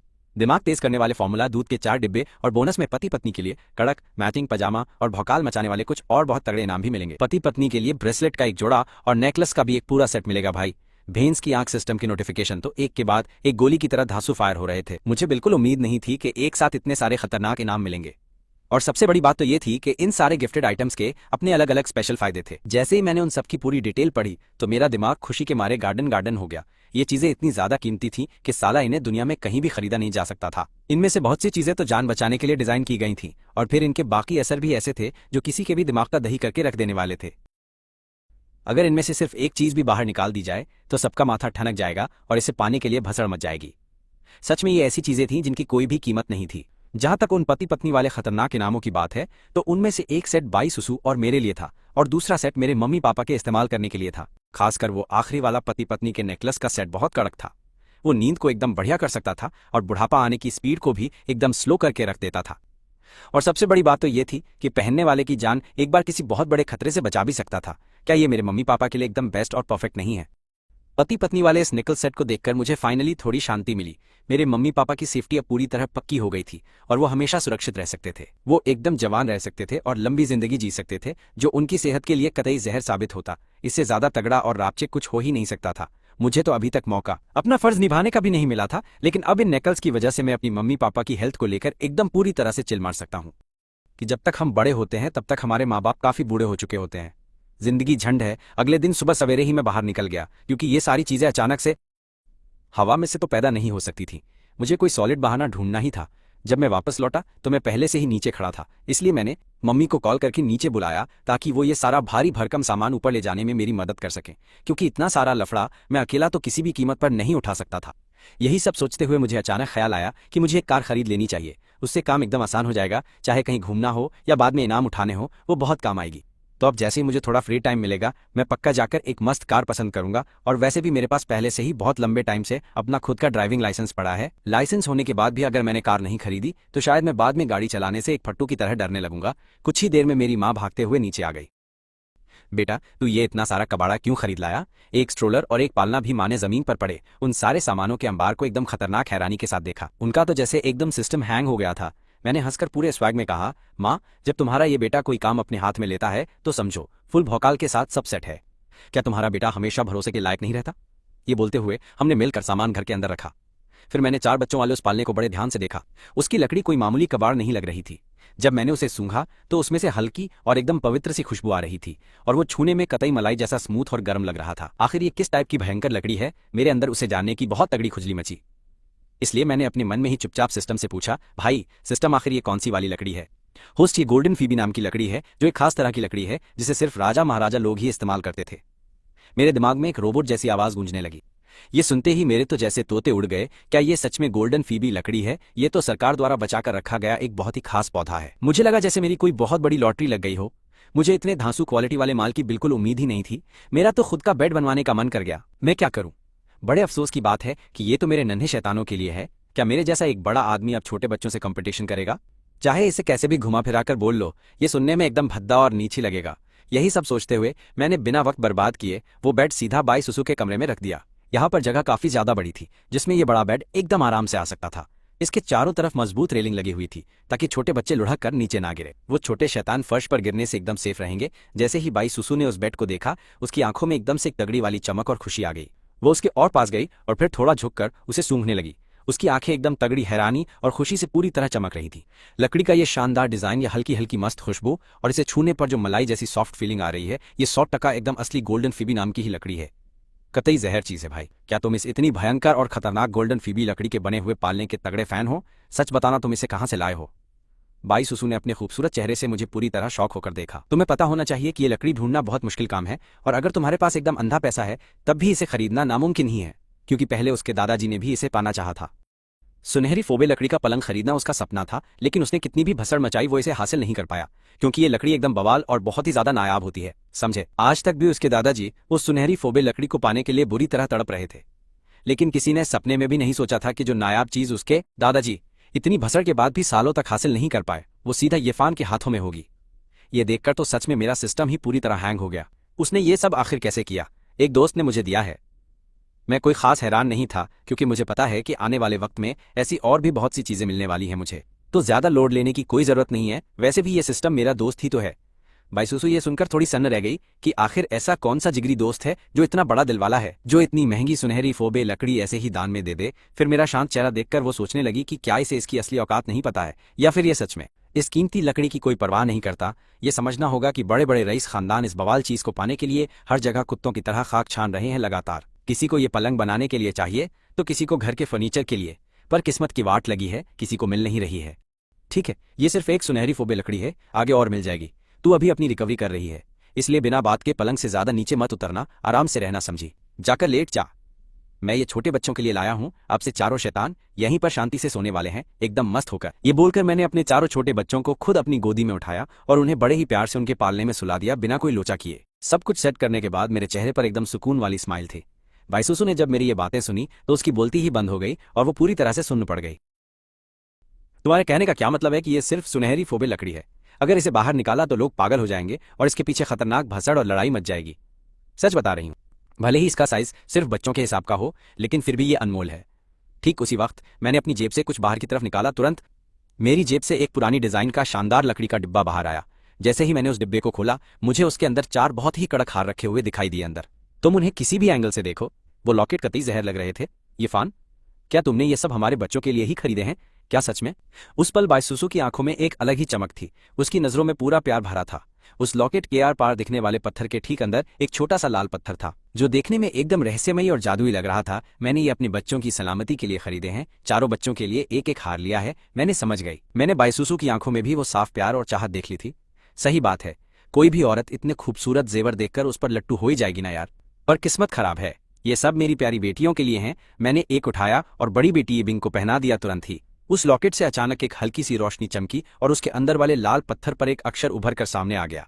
वो अक्षर बिंग था, जो कि बिल्कुल उसका असली नाम ही तो था एकदम। ये बिंग का नाम, ये सब देखकर मेरा तो फ्यूज ही उड़ गया। साफ सी बात है कि ये लॉकेट कोई मामूली और सस्ती सी चीज बिल्कुल नहीं थी, बवाल। फिर मैंने एक एक करके दूसरे, तीसरे और सबसे छोटे बच्चे को भी वो पहना दिया, और बिल्कुल वैसे ही उन सबके लाल पत्थरों पर भी उनके खुद के नाम छपकर सामने आ गए। क्या ही बात है। होस्ट को बहुत बहुत बधाई हो, बच्चे का नाम पक्का करने का काम पूरा हुआ। इनाम में शरीर की ताकत 5 और शक्ल सूरत में 3 पॉइंट का तगड़ा वाला इजाफा किया जाता है। बॉस, पर्सनल चार्म में 3 और दिमाग में 5 पॉइंट। बाप रे, मुझे तो एक्स्ट्रा पॉइंट भी फ्री में मिल रहे हैं। क्या मेरी किस्मत एकदम रॉकेट की तरह आसमान नहीं फाड़ रही है? क्या बोलती पब्लिक? बाईसुसु अब मुझे घूर घूर कर देखे जा रही थी। उसे पल्ले नहीं पड़ रहा था, पर उसे लगा जैसे मैं अचानक से बहुत ज्यादा हैंडसम और कतई जहर लगने लगा हूं, एकदम आग की तरह। वैसे भी मैं पहले से ही स्कूल का सबसे हॉट लौंडा था, पर अब उसे लग रहा था कि मेरे अंदर से एक अलग ही गर्मी और चार्म निकल कर आ रहा है एकदम। लेकिन मेरे चेहरे का नक्शा तो बिल्कुल भी नहीं बदला था। क्या सच में बदल गया था, या फिर यह सिर्फ उसके दिमाग का कोई फितूर और धोखा भरी तो नहीं था? अरे हाँ सुसु, मैं बच्चों का दिमाग तेज करने वाला एक धांसू फॉर्मूला भी खरीद कर लाया हूँ। वो बाहर ही रखा हुआ है। कुल मिलाकर पूरे 4 डिब्बे लाया हूं मैं। उनके लिए तो टेंशन मत ले। मैंने सुना है कि इसका रिजल्ट एकदम कड़क है, इसलिए घर ले आया। ठीक है, मैं समझ गई। मैं आंटी में को बोल दूंगी कि वो बच्चों के लिए इसे तैयार कर दें। लेकिन बाईसुसु की आंखों की गहराई में एक हल्की सी मायूसी झलक रही थी। वो बच्चों के साथ इतने प्यार से पेश आ रहा है, पर ऐसा लग रहा है जैसे वो उसे पूरी तरह भूल चुका है। आखिरकार उन दोनों के बीच जो भी रिश्ता था, वो सिर्फ बच्चों की वजह से ही तो यहां तक पहुंचा था।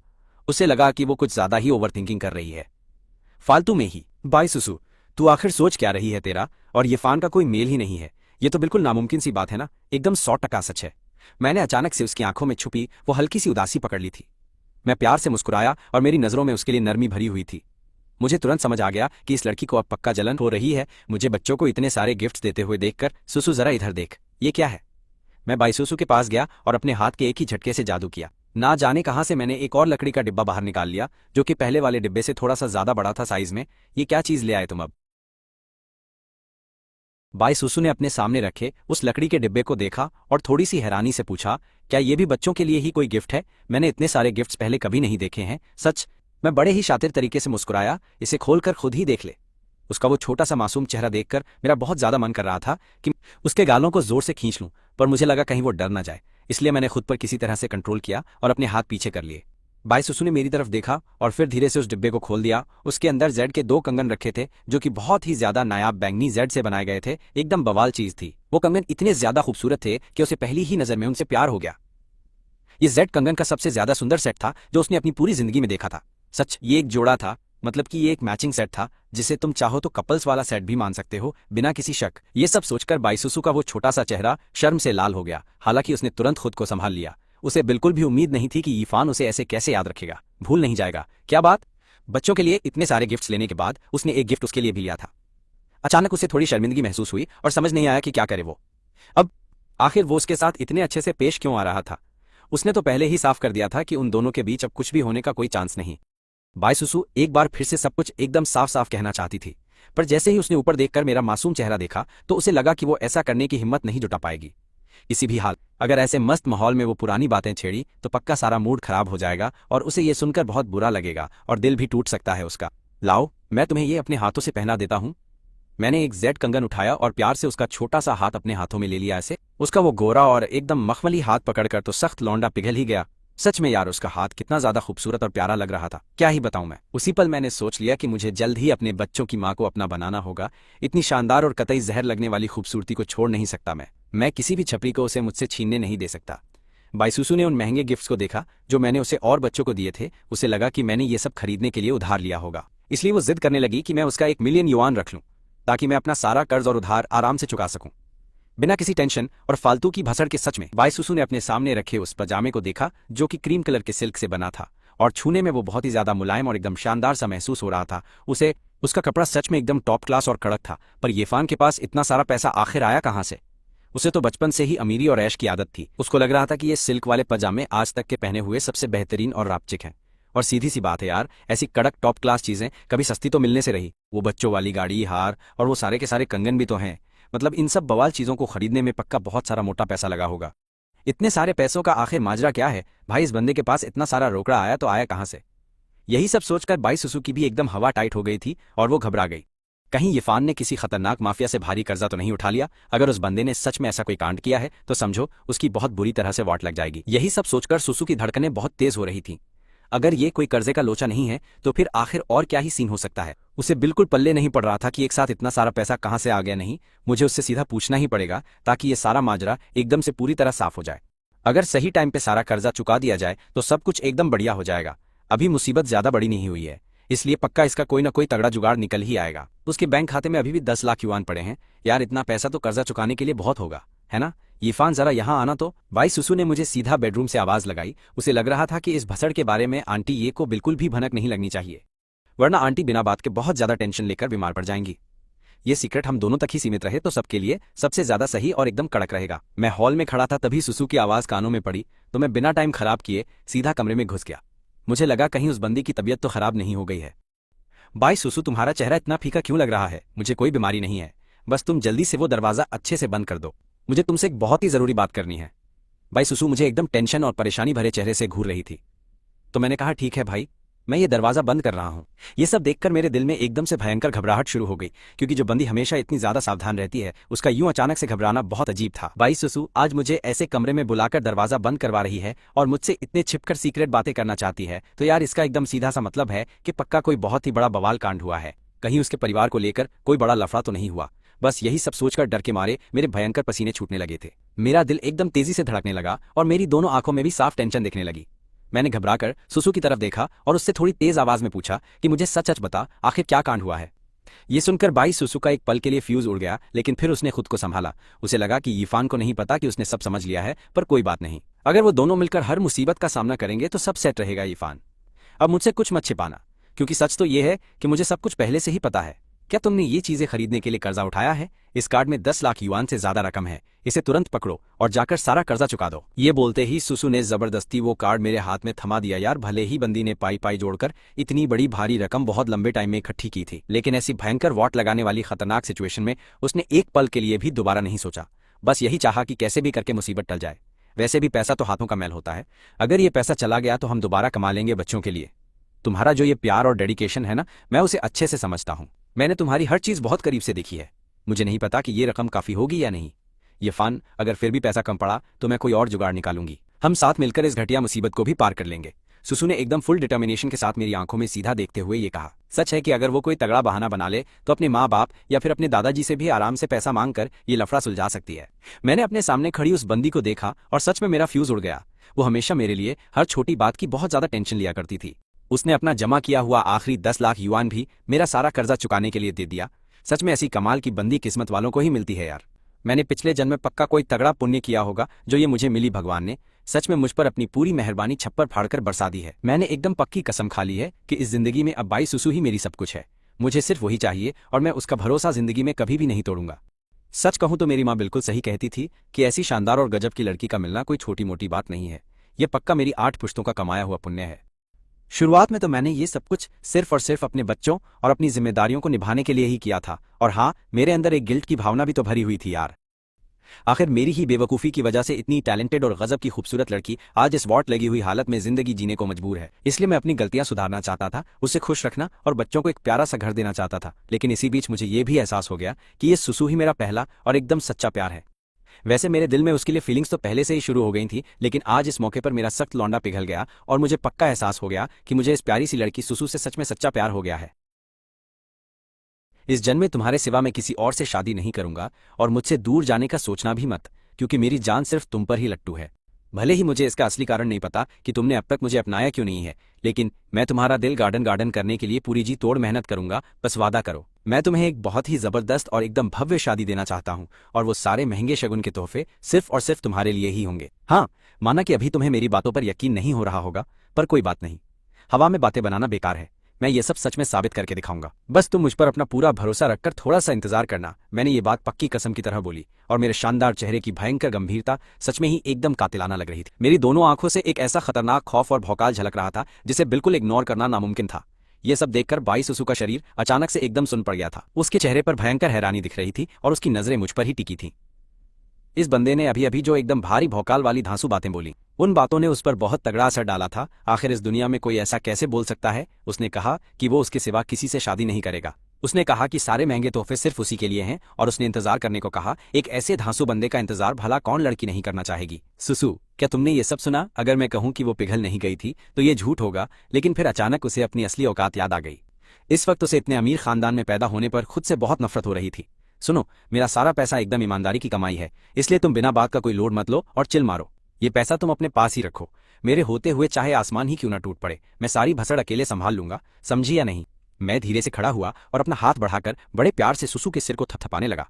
उस वक्त मेरी आंखों में उसके लिए इतना ज्यादा प्यार भरा हुआ था कि पूछो मत। सच कहूं तो भाई, मेरे अंदर ये सब करने की खुजली बहुत लंबे टाइम से मची हुई थी, पर मुझे उसके रिएक्शन से थोड़ा डर लगता था, इसलिए कभी मेरी इतनी हिम्मत ही नहीं हुई। लेकिन इस बार फाइनली मेरी तमन्ना पूरी हो गई और मुझे सुसु के बाल सहलाने का तगड़ा मौका मिल गया। उसके मुलायम बालों से बहुत ज्यादा सुकून वाली एकदम गजब वाइब आ रही थी। भाई, मुझे ये फीलिंग सच में बहुत कड़क लग रही थी। तभी तो प्यार में पड़े सारे निब्बा निब्बी हमेशा अपनी गर्लफ्रेंड के बालों को बिल्कुल ऐसे ही सहलाना पसंद करते हैं। अरे मेरी पागल लड़की, तुम इतना ज्यादा इमोशनल होकर रोने मत लग जाना, क्योंकि किसी भी लड़की के आंसू एकदम सच्चे और बेशकीमती मोतियों की तरह खास होते हैं। वैसे भी अगर तुम रोगी तो मेरे दिल में बहुत तेज दर्द होगा। बस इतना भारी डायलॉग मारकर मैं शांति से कमरे से बाहर निकल आया। मुझे अंदर से बहुत अच्छे से पता था कि मेरी इस हरकत से सुसु को अजीब लगेगा, लेकिन अगर मैं ये सब ऐसे नहीं बोलता तो उस बेचारी को मेरे सच्चे प्यार का पता कैसे चलता।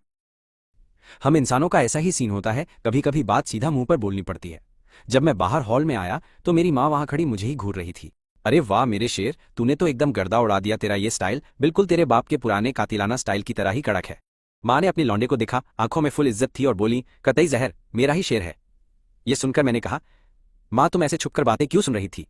ये तो एकदम गलत है ना। मैं लाचारी में हंसा भैंस की आंख। मैं अंदर अपना पूरा दिल खोलकर रख रहा था बंदी के सामने, और तुम बाहर दरवाजे पर खड़े होकर मेरी सारी बातें चुपचाप सुन रही थी क्या?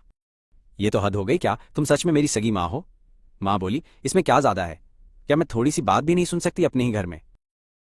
मैं तुम्हारी माँ हूं और मुझे तुम दोनों की ही टेंशन हो रही थी। मुझे लगा अंदर कोई भारी लफड़ा हो गया है, लेकिन ये तो बस एक झूठा डर था। सब कुछ सही निकला। उल्टा मुझे इस नालायक का वो पूरा प्यार का इजहार सुनने को मिल गया, जो बिल्कुल भी बुरा नहीं था।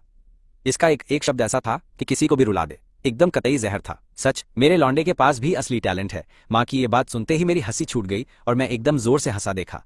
यही तो है, मेरी माँ अलग ही लेवल का एटीट्यूड है इनका। सच, जब भी वो मुझसे खफा होती हैं तो कहती हैं कि मैं उनका बेटा नहीं हूं, पर जैसे ही मैं कुछ अच्छा करता हूं तो तुरंत बोलती हैं कि मैं सच में उनका ही शेर हूं। मेरी माँ का दिमाग कब घूम जाए कोई नहीं बता सकता। ऐसे खतरनाक एटीट्यूड के साथ तो मेरे बाप ने पक्का बहुत पापड़ बेले होंगे। जिंदगी में मुझे अचानक से उनके लिए बहुत बुरा फील हो रहा है। बेचारों की क्या हालत होती होगी।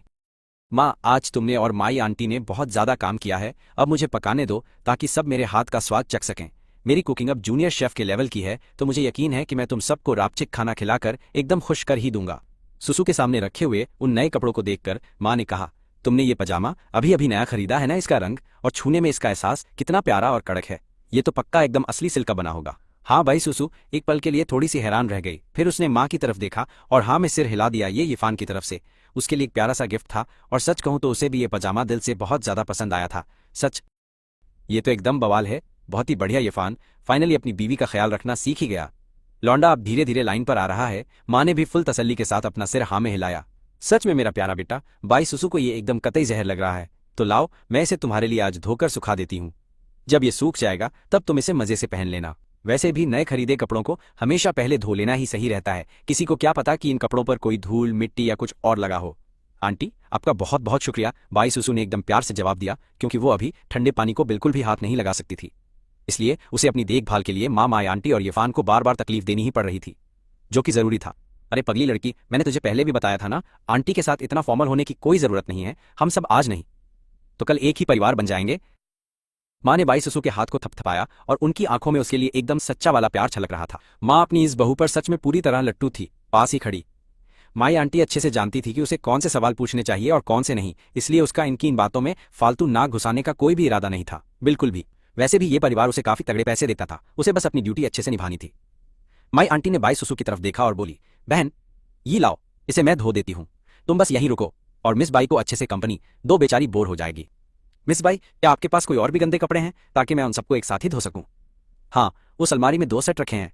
प्लीज माई आंटी, आप उन्हें मेरे लिए धोने की थोड़ी सी तकलीफ उठा लीजिए, आपका बहुत एहसान होगा। ये तो सच था कि माई आंटी को उसकी देखभाल के पैसे मिलते थे, जबकि मेरी माँ प्यार से उसका ख्याल रखती थी, तो जाहिर है वो मेरी माँ के साथ थोड़ी ज्यादा ही फॉर्मल रहती थी। कोई तकलीफ नहीं है, ये तो मेरा काम है। ऐसा कहते हुए माई आंटी ने कपड़े निकाले और उन सबको धोने के लिए सीधा अपने साथ ले गई।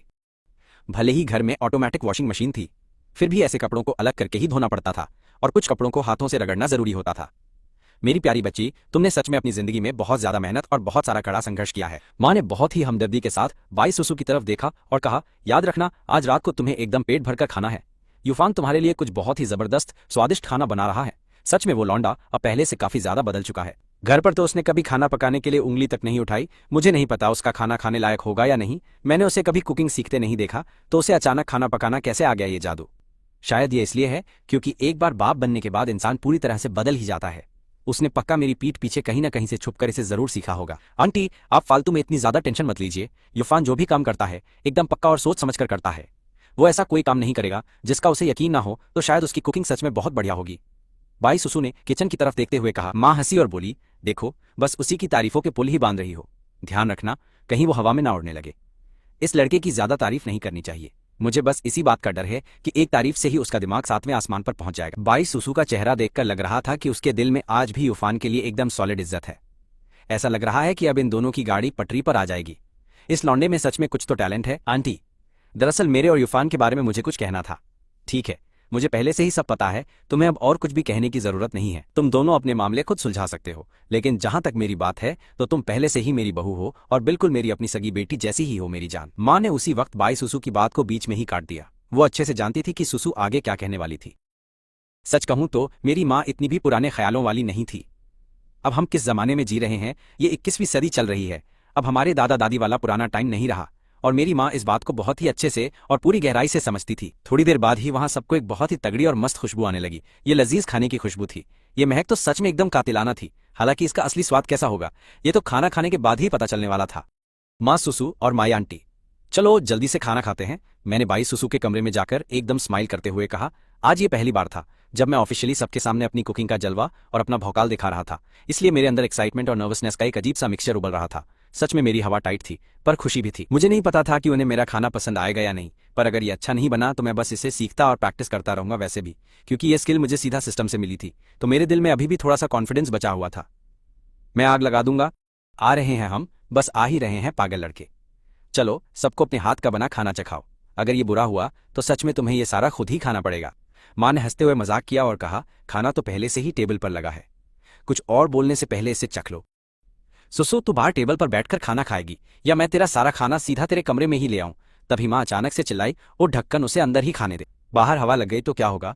माँ ने मुझे घूर कर एकदम खुखार लुक दिया जैसे मैं कोई पोपट हूं। तभी सुसु बीच में बोली, आंटी, मुझे भी सबके साथ बैठकर ही खाना है पक्का। ये फैन, क्या तू खिड़कियां बंद करने में मेरी मदद करेगा? फिर मेरा बाहर बैठकर खाना एकदम सेफ होगा। उसे लगा कि कमरे में अकेले बैठकर खाने से उसका पूरा मूड खराब हो जाता है। सच में भाई साहब, सबके साथ बैठकर खाने में एकदम रापचिक मजा आता है। ये बात सुनते ही मैंने तुरंत भागकर लिविंग रूम की सारी खिड़कियां फटाफट बंद कर दी ताकि कोई पंगा ना हो। मैंने बाकी सारे कमरों के दरवाजे भी एकदम कसकर बंद कर दिए ताकि गलती से भी कहीं से हवा अंदर ना घुस पाए और कोई नया स्यापा ना हो। सब कुछ एकदम सील करने के बाद मैं सीधा बेडरूम में वापस आया और बोला, सेफ्टी के लिए तुझे एक पतली जैकेट पहन लेनी चाहिए। क्या बोलती है, तू सही है? सुसु ने चुपचाप एक हल्की सी जैकेट पहनी और बाहर निकलने के लिए तैयार हो गई। मैंने कहा, रुक जा, मैं तेरी मदद कर देता हूँ। मुझे डर है कि तेरे पैरों में अभी भी दर्द हो सकता है। तुझे बच्चा पैदा किए हुए बस कुछ ही दिन हुए हैं, क्या मेरे दिमाग में कोई लोचा है? सुसु ने ऊपर देखा और उसका दिमाग एकदम सुन पड़ गया। बोली, मेरे पैर तो बिल्कुल ठीक लग रहे हैं, फिर दर्द क्यों होगा? ये तो सच में बहुत अजीब बात है। सुसु ने एक सेकंड और सोचा और उसका छोटा सा चेहरा अचानक शर्म से लाल हो गया। ऐसा लगा जैसे उसे मेरी बातों का असली और खतरनाक मतलब एकदम से समझ आ गया है। भाई साहब, तू एकदम नंबर 1 का ठरकी इंसान है। सुसु गुस्से और शर्म से लाल हो रही थी और उसकी खूबसूरत आंखों में एक गजब का गुस्सा साफ दिख रहा था। सख्त लौंडा पिघल गया। सुसु, यार तू गुस्सा मत कर, मैं अब इस बारे में कुछ नहीं बोलूंगा। मैंने तुरंत कसम खाते हुए कहा, मेरा यकीन मान, मेरा कोई भी दूसरा गलत मतलब नहीं था पक्का। सच में मैं कुछ भी फालतू नहीं सोच रहा था। सुसु का चेहरा अब शर्म और गुस्से से भर चुका था और उसके गाल भी हल्के फूल गए थे। कतई जहर लग रही थी। उसकी खूबसूरत आंखों में गुस्सा और नखरे दोनों थे जो उसे एकदम चांद का टुकड़ा बना रहे थे। मैं बस सुसु को निहार रहा था और मेरा मन उसे देखते रहने का कर रहा था। सच, मेरा बहुत मन कर रहा था कि अभी उंगली से उसके फूले हुए गालों को मजे में दबा दूं। वो एकदम किसी छोटी सी पफरफिश की तरह लग रही थी जो शैतान होने के साथ साथ बहुत खूबसूरत थी। लेकिन आखिर में मैंने खुद को किसी तरह कंट्रोल किया क्योंकि मुझे डर था कि अगर मैंने ऐसा किया तो सुसु गुस्से से फट पड़ेगी और फिर बहुत भयंकर वाला बवाल मच जाएगा। सच, मैंने अपनी गलती मान ली और वादा किया कि आज के बाद मैं भूल कर भी ऐसी फालतू बातें सोचने की हिम्मत नहीं करूंगा।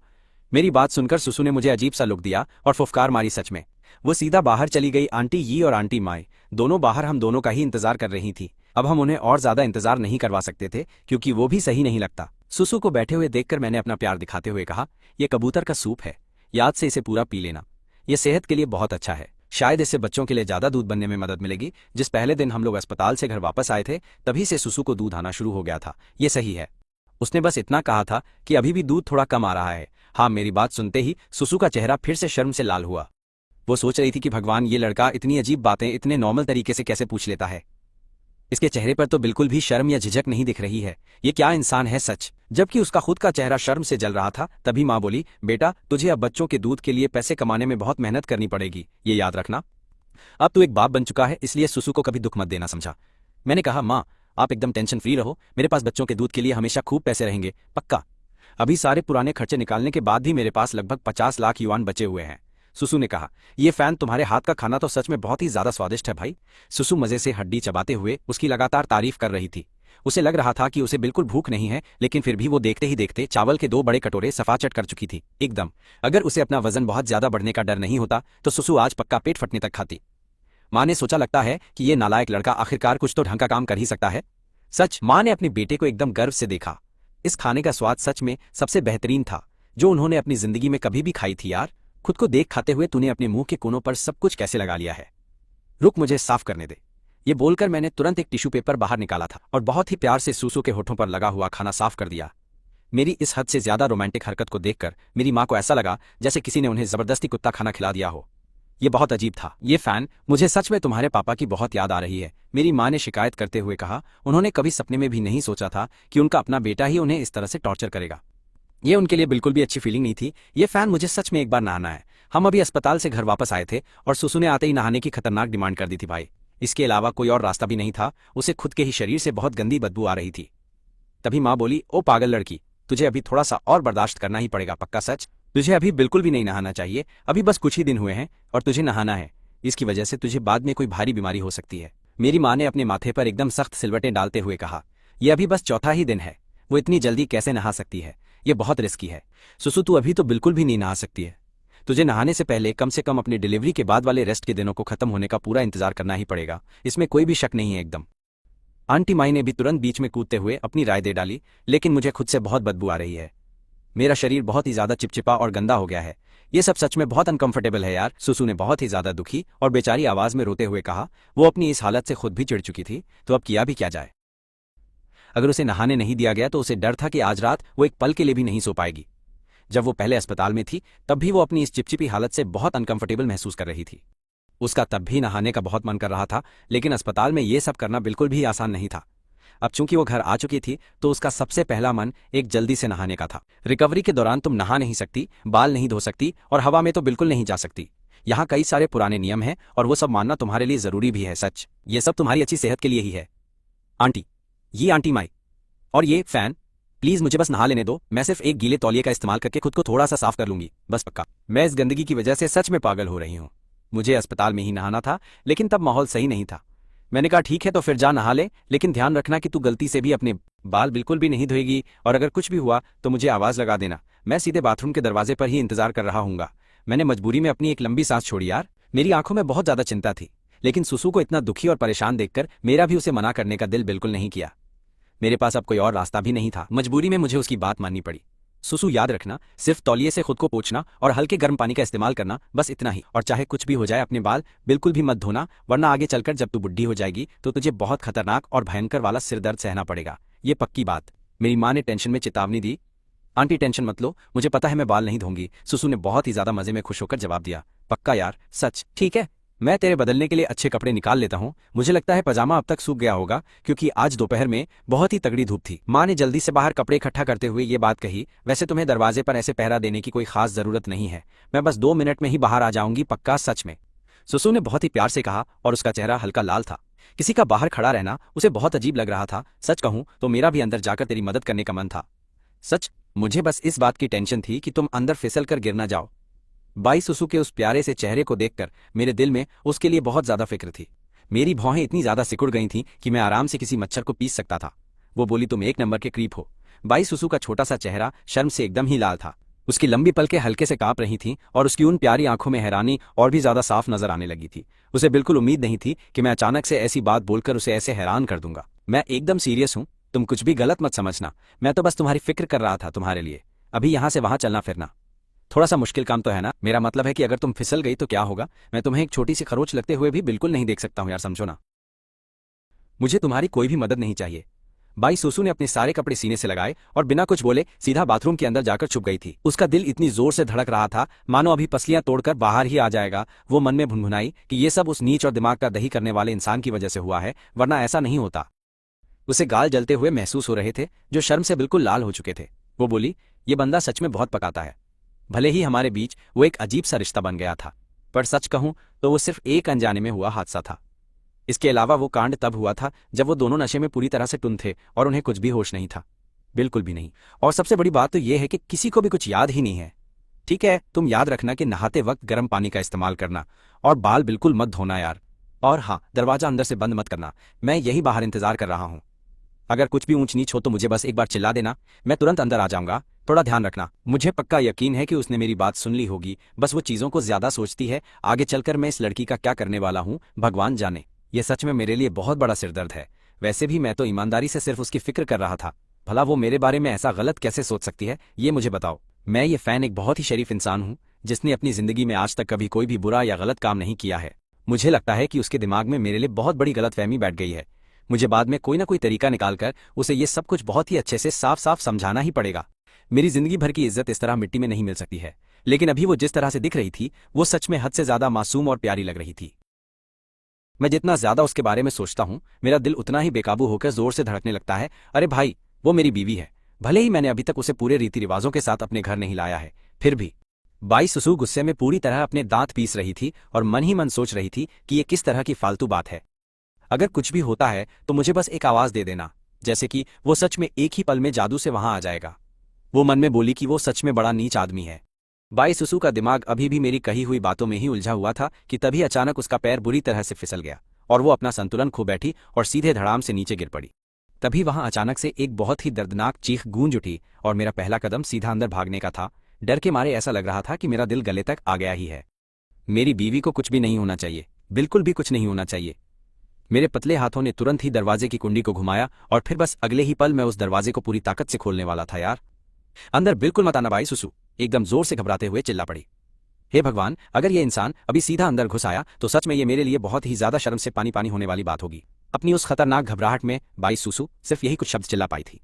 मैंने कहा, ठीक है भाई, मैं अंदर नहीं आ रहा हूं, तुम शांत हो जाओ, मैं बस बत्ती बुझाने के लिए हाथ अंदर डाल रहा हूं, समझे। ऐसा बोलकर मैंने दरवाजे को हल्का सा धक्का दिया ताकि थोड़ी सी जगह बन जाए और फिर मैंने अंदर हाथ डालकर रोशनी बंद करने वाला बटन ढूंढना शुरू कर दिया। मुझे बहुत अच्छे से पता था कि आखिर बाई सुसु किस बात को लेकर इतनी परेशान थी। एक बार बत्ती बंद हो गई तो मैं कुछ भी नहीं देख पाऊंगा, जिससे शायद उसका डर थोड़ा कम हो जाएगा। मैंने कहा, मेरा थोड़ा इंतजार करो और बिल्कुल भी हिलना डुलना मत, मेरी बात मानो, ध्यान रखना वरना तुम फिर से गिर जाओगी।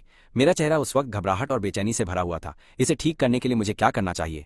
तभी अचानक मेरे दिमाग की बत्ती जली। मैं सीधा दौड़कर अपने कमरे में गया और एक बहुत मोटा सा कंबल लेकर बाहर आ गया। मैंने बत्ती बुझा दी है तो तुम बिल्कुल भी चिंता मत करो, मुझे कुछ भी दिखाई नहीं दे रहा है।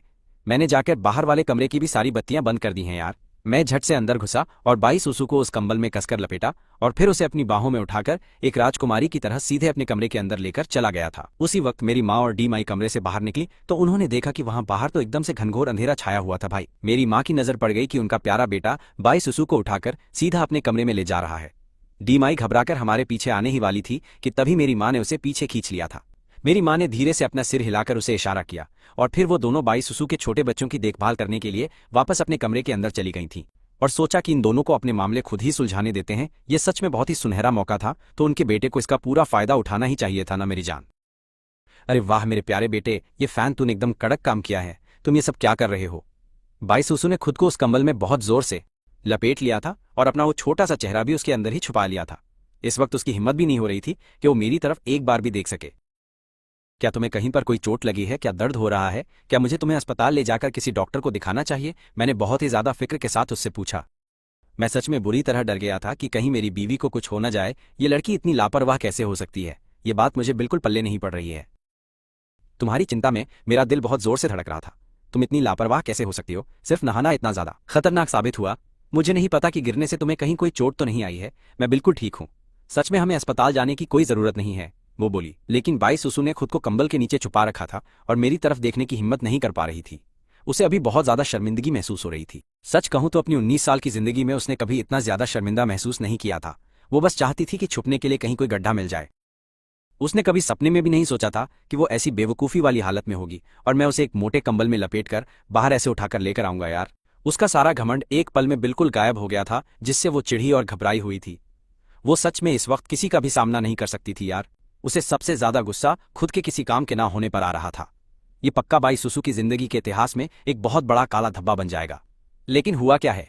क्या तुम्हें कहीं पर चोट लगी है? मुझे एक बार देखने दो। मैंने बहुत फिक्र के साथ कंबल को एकदम हल्के हाथों से थपथपाया। मुझे डर था कि कहीं मेरे जोर लगाने से बाई सुसु को चोट ना लग जाए या फिर उसका मूड और भी ज्यादा खराब ना हो जाए। यार कुछ नहीं हुआ है, मुझे बस इतनी शर्म आ रही है कि मैं अब किसी से आंख भी नहीं मिला सकती हूँ। सच में उस कंबल में लिपटी हुई बाई सुसु बहुत ही बुरी तरह से सिसक सिसक कर रोने लगी। तुम कितनी बेवकूफ लड़की हो, सिर्फ तुम और मैं इसके बारे में जानते हैं, इसलिए इसमें इतना शर्मिंदा होने की कोई जरूरत नहीं है। मैं वादा करता हूं मैं किसी और को नहीं बताऊंगा। और वैसे भी मैं कोई पराया इंसान थोड़ी हूं, इसलिए अब एक अच्छी बच्ची बनकर जल्दी से रोना बंद करो। मुझे देखने दो कि तुम्हें कहीं चोट तो नहीं लगी, ताकि मैं तुम्हारे लिए कुछ दवाई लाऊं। बाई सुसु को इस तरह रोता हुआ देखकर मेरा दिल बहुत ज्यादा उलझन और दुख से भर गया था, जैसे मेरा खुद का दिल टूट रहा हो। वो बोली कि मेरी तो पूरी की पूरी इज्जत ही आज मिट्टी में मिल गई है। अरे यार क्या भसड़ मच गई है, मेरी तो पूरी बेइज्जती हो गई। मैं एकदम नल्ली और किसी काम की नहीं हूँ, खुद का कबाड़ा कर लिया। बाई सुसु बड़ी मुश्किल से उठकर बैठी और मुंह पर चादर ओढ़कर फूट फूट कर रोने लगी। बेचारी का रो रोकर बुरा हाल था, एकदम दिमाग खराब। मैंने एकदम हल्के हाथों से सुसु के चेहरे से वो चादर पीछे हटाई ताकि उसका चांद सा चेहरा दिख सके। सख्त लौंडा पिघल गया। उसका प्यारा चेहरा देखकर मेरा दिल खुश हो गया। उसके लंबे बाल थोड़े बिखरे हुए थे और उसका अप्सरा जैसा खूबसूरत चेहरा शर्म से पककर एकदम लाल टमाटर हो गया था। कतई जहर लग रही थी वो आज। रोने की वजह से उसकी आंखें सूज गई थीं और पलकें आंसुओं से भीगी थीं। वो मुझे दर्द भरी नजरों से घूर रही थी, जैसे मैंने ही कोई बहुत बड़ा कांड किया हो। उसकी छोटी सी नाक बार बार सिकुड़ रही थी, उसको बारिश में भीगे खूबसूरत फूल की तरह। इतना उदास देखकर मेरे दिल में एकदम जोरों का दर्द हुआ और मेरी जान ही निकल गई कसम से। यार दिल एकदम टूटने लगा था। मैंने कहा कोई बात नहीं, ये सिर्फ एक गलती से हुआ लोचा था, तुम फालतू लोड मत लो, किसी को भी इसकी भनक नहीं लगने दूंगा मैं वादा करता हूं कि किसी के सामने मुंह नहीं खोलूंगा। फिर मैंने सुसु को हल्के से गले लगाया और उसे एकदम प्यार से चुप कराने लगा ताकि वो शांत हो। अब रोना बंद करो वरना तुम्हारे साथ मेरा भी दिल बुरी तरह टूट जाएगा। सच कहूं तो अंदर ही अंदर मुझे खुशी हो रही है कि तुमने मुझे अपना ये रूप दिखाया। सुसु ने आखिरकार मेरे सामने अपना सबसे असली और कमजोर रूप दिखाने की हिम्मत तो की। इससे ये तो पक्का हो गया कि हम दोनों के बीच की दूरी अब धीरे धीरे कम होने लगी है। एकदम सही, यह हमारे लिए एकदम बढ़िया बात है। मैंने कहा सुसु जरा मुझे दिखाओ, तुम्हें कहीं चोट तो नहीं लगी है? लाओ मैं चेक करता हूं, कहीं कोई बड़ा कांड ना हो गया हो। मम्मी और दाइमा को अभी कुछ पता नहीं चला है, अगर उन्हें भनक लगी तो रायता फैल जाएगा। मैंने एकदम सीरियस होकर चिंता जताते हुए ये बात उससे कही। वो बोली, क्या तुम बाथरूम से मेरे कपड़े ला सकते हो, क्योंकि इस हालत में बैठे रहना बहुत अजीब लग रहा है, मुझे कुछ समझ नहीं आ रहा। बोलते बोलते उसकी आवाज एकदम दब गई और उसमें ऊपर देखने की हिम्मत भी नहीं बची थी। ऐसे लपेट कर बैठने से ये चादर पक्का बहुत गंदी हो गई होगी, एकदम दिमाग का दही हो गया। क्या फालतू स्यापा गले पड़ गया है? सुसु का मन कर रहा था कि वो जोर से चिल्लाए और अपनी सारी शर्मिंदगी बाहर निकालकर फेंक दे ताकि इस बेइज्जती से थोड़ी राहत मिले। मैंने कहा ठीक है, तुम थोड़ी देर मेरा इंतजार करो, और इतना बोलकर मैंने सुसु को छोड़ दिया और उसे रिलैक्स करने की पूरी स्पेस दे दी भाई। फिर मैं उसके कपड़े लेने चला गया। ये लो तुम्हारे कपड़े, मैं जाके फर्स्ट एड किट लेके आता हूँ। मैंने बाथरूम में खून के निशान देखे थे, पक्का तुम्हें तगड़ी चोट लगी होगी और तुम बुरी तरह गिरी होगे। ये बोलकर मैं कमरे से बाहर निकला और पीछे से दरवाजा बंद करना बिल्कुल नहीं भूला ताकि कोई देख न ले। मरहम पट्टी का डिब्बा उठाने के बाद मैंने दरवाजे पर हल्के से नॉक किया और पूछा, सुसु क्या तुम तैयार हो? क्या मैं अंदर आ सकता हूँ या टाइम लगेगा? अभी सीधे अंदर घुसने की मेरी हिम्मत नहीं हुई, मुझे पूछ के ही जाना था। अगर मैंने गलती से बीवी का मूड खराब किया तो सीधा वाट लग जाएगी भाई और फालतू क्लेश खड़ा हो जाएगा। तभी सुसु ने एकदम धीमी और प्यारी सी आवाज में मुझे अंदर आने को बोला और मैंने एंट्री मार ली अंदर। उसका मासूम और खूबसूरत चेहरा अभी भी शर्म से लाल हो रखा था। इसमें कोई शक नहीं कि जो कांड अभी हुआ था उसे सोचकर वो अभी भी बहुत ज्यादा ऑकवर्ड फील कर रही थी। ये कपड़े देखकर लग रहा था जैसे इन्हें स्पेशल सुसु के साइज का नाप लेकर सिलवाया गया हो, क्योंकि ये उसकी बॉडी पर एकदम मक्खन की तरह फिट बैठे थे। जैसे ही उसने उन्हें पहना उसे अपनी स्किन पर एक मस्त सी ठंडी फीलिंग आई, जिससे उसे एकदम तगड़ा सुकून मिला और सारी टेंशन थोड़ी कम हो गई। क्या बात है, वो सोचने लगी कि आखिर इसने ये कपड़े खरीदे कहाँ से हैं, क्योंकि इनकी क्वालिटी एकदम एक नंबर थी। मैंने कहा चलो इधर आओ, मुझे देखने दो तुम्हें कहाँ कहाँ चोट लगी है आज, ताकि मैं तुम्हारी मरहम पट्टी कर सकूं।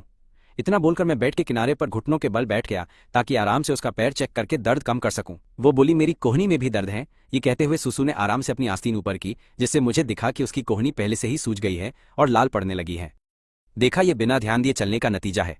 अब देखता हूं आगे से तुम ऐसी लापरवाही करने की हिम्मत करती हो या नहीं। अकल ठिकाने लग गई ना? यहां नीला निशान भी पड़ने लगा है। उस लाल और नीली पड़ चुकी कोहनी को देखकर मेरी आंखों में उसके लिए बहुत तरस आ गया। मुझे अंदर से बहुत अजीब फील हो रहा था। सच, इस वक्त मेरा दिल बहुत जोरों से दुख रहा था। ये तो एकदम उस कहावत जैसा है कि चोट भले ही उसको लगी हो, लेकिन दर्द सीधा मेरे दिल में हो रहा है। मैंने एकदम हल्के हाथों से वो दवाई वाला तेल लगाया और पूछा, क्या दर्द हो रहा है? वो झट से बोली, नहीं मुझे कोई दर्द नहीं हो रहा है अभी। सुसु ने एकदम प्यारी सी स्माइल दी, जिसे देखकर लगा जैसे एक साथ सैकड़ों फूल खिल गए हों, और मैं कुछ पल उसे देखता ही रह गया, फिदा हो गया। सुसु एकदम शरीफ बच्चों की तरह बैठ गई और उसने हिलना बंद कर दिया। बस चुपचाप मुझे दवाई लगाते हुए घूरती रही, जैसे उसे तगड़ा सुकून मिल रहा हो। उस पल ऐसा लगा जैसे इस पूरी दुनिया में सिर्फ हम दोनों बचे हैं। माहौल इतना शांत था कि मैं उसकी हर एक धड़कन को एकदम साफ सुन सकता था कसम से, और एक दूसरे की गर्म सांसें महसूस कर सकता था। सच कहूं तो इतने पास से देखने पर यह फान सच में काफी हैंडसम लग रहा था। उसकी स्किन भी एकदम साफ और गोरी लग रही थी। उसकी भौहें एकदम तलवार जैसी तीखी और आंखें तारों जैसी चमक रही थी। उसका चेहरा इतना शानदार था कि उसमें कमी निकालना लगभग नामुमकिन था। एकदम बवाल और किलर लुक था। जब वो काम में इतना डूबा होता है तो सच में बहुत अट्रैक्टिव लगता है। सुसु खुद को शर्माने से रोक नहीं पाई और उसका दिल अजीब तरीके से बहुत जोरों से धड़कने लगा। उसने सोचा, मुझे आखिर हो क्या गया है? मुझे अचानक से ऐसी फालतू और अजीब फीलिंग क्यों आ रही है भाई? क्या ये सच में वो है? नहीं, बिल्कुल नहीं। मैं उसके लिए ऐसी फीलिंग नहीं रख सकती। हम दोनों के बीच ऐसा कुछ होना एकदम नामुमकिन है, ऐसा हो नहीं सकता है। और अगर मैं ये फान के प्यार में पड़ गई तो ये उसे सीधा मौत के मुंह में धकेलने जैसा होगा। मैंने कहा, चलो अब अपना घुटना भी दिखाओ ताकि मैं उसे भी अच्छे से चेक कर लूं। ये कहकर मैंने सुसु की तरफ देखा और आराम से बोला, मैं पहले इस पर हाइड्रोजन पेरोक्साइड लगा देता हूं। थोड़ी देर दर्द बर्दाश्त करने की कोशिश करना, क्योंकि ये बहुत ज्यादा जरूरी है आज। इससे थोड़ी जलन हो सकती है। उसने कहा, कोई बात नहीं, मैंने बच्चों को भी जन्म दिया है, उसके सामने ये छोटा सा दर्द मेरे लिए बिल्कुल भी कुछ नहीं है, मैं आराम से सह लूंगी। सुसु ने एकदम सोचते हुए हल्की आवाज में ये बात बोली। उस वक्त उसकी आंखों में कुछ अजीब कशिश थी जो पहले कभी नहीं दिखी, जैसे वो मेरे लिए कुछ फील कर रही हो सच। मैंने कहा, ठीक है। फिर मैंने हाइड्रोजन पेरोक्साइड की बोतल निकाली और रुई को उसमें डुबोकर एकदम प्यार से चोट पर लगा दिया ताकि उसे बिल्कुल भी एक्स्ट्रा दर्द ना हो। क्या मस्त स्किन थी यार। मेरे हाथ एकदम सधे हुए थे और मैं हर चीज बहुत आराम से कर रहा था। सच बताऊं तो दिल की गहराइयों से मुझे आज सुसु पर बहुत ज्यादा तरस आ रहा था, लेकिन मुझे समझ नहीं आया कि मैं इसे शब्दों में कैसे कहूं। सुसु ने मुझे जिस तरह देखा उसने मुझे एकदम सुन्न कर दिया था भाई।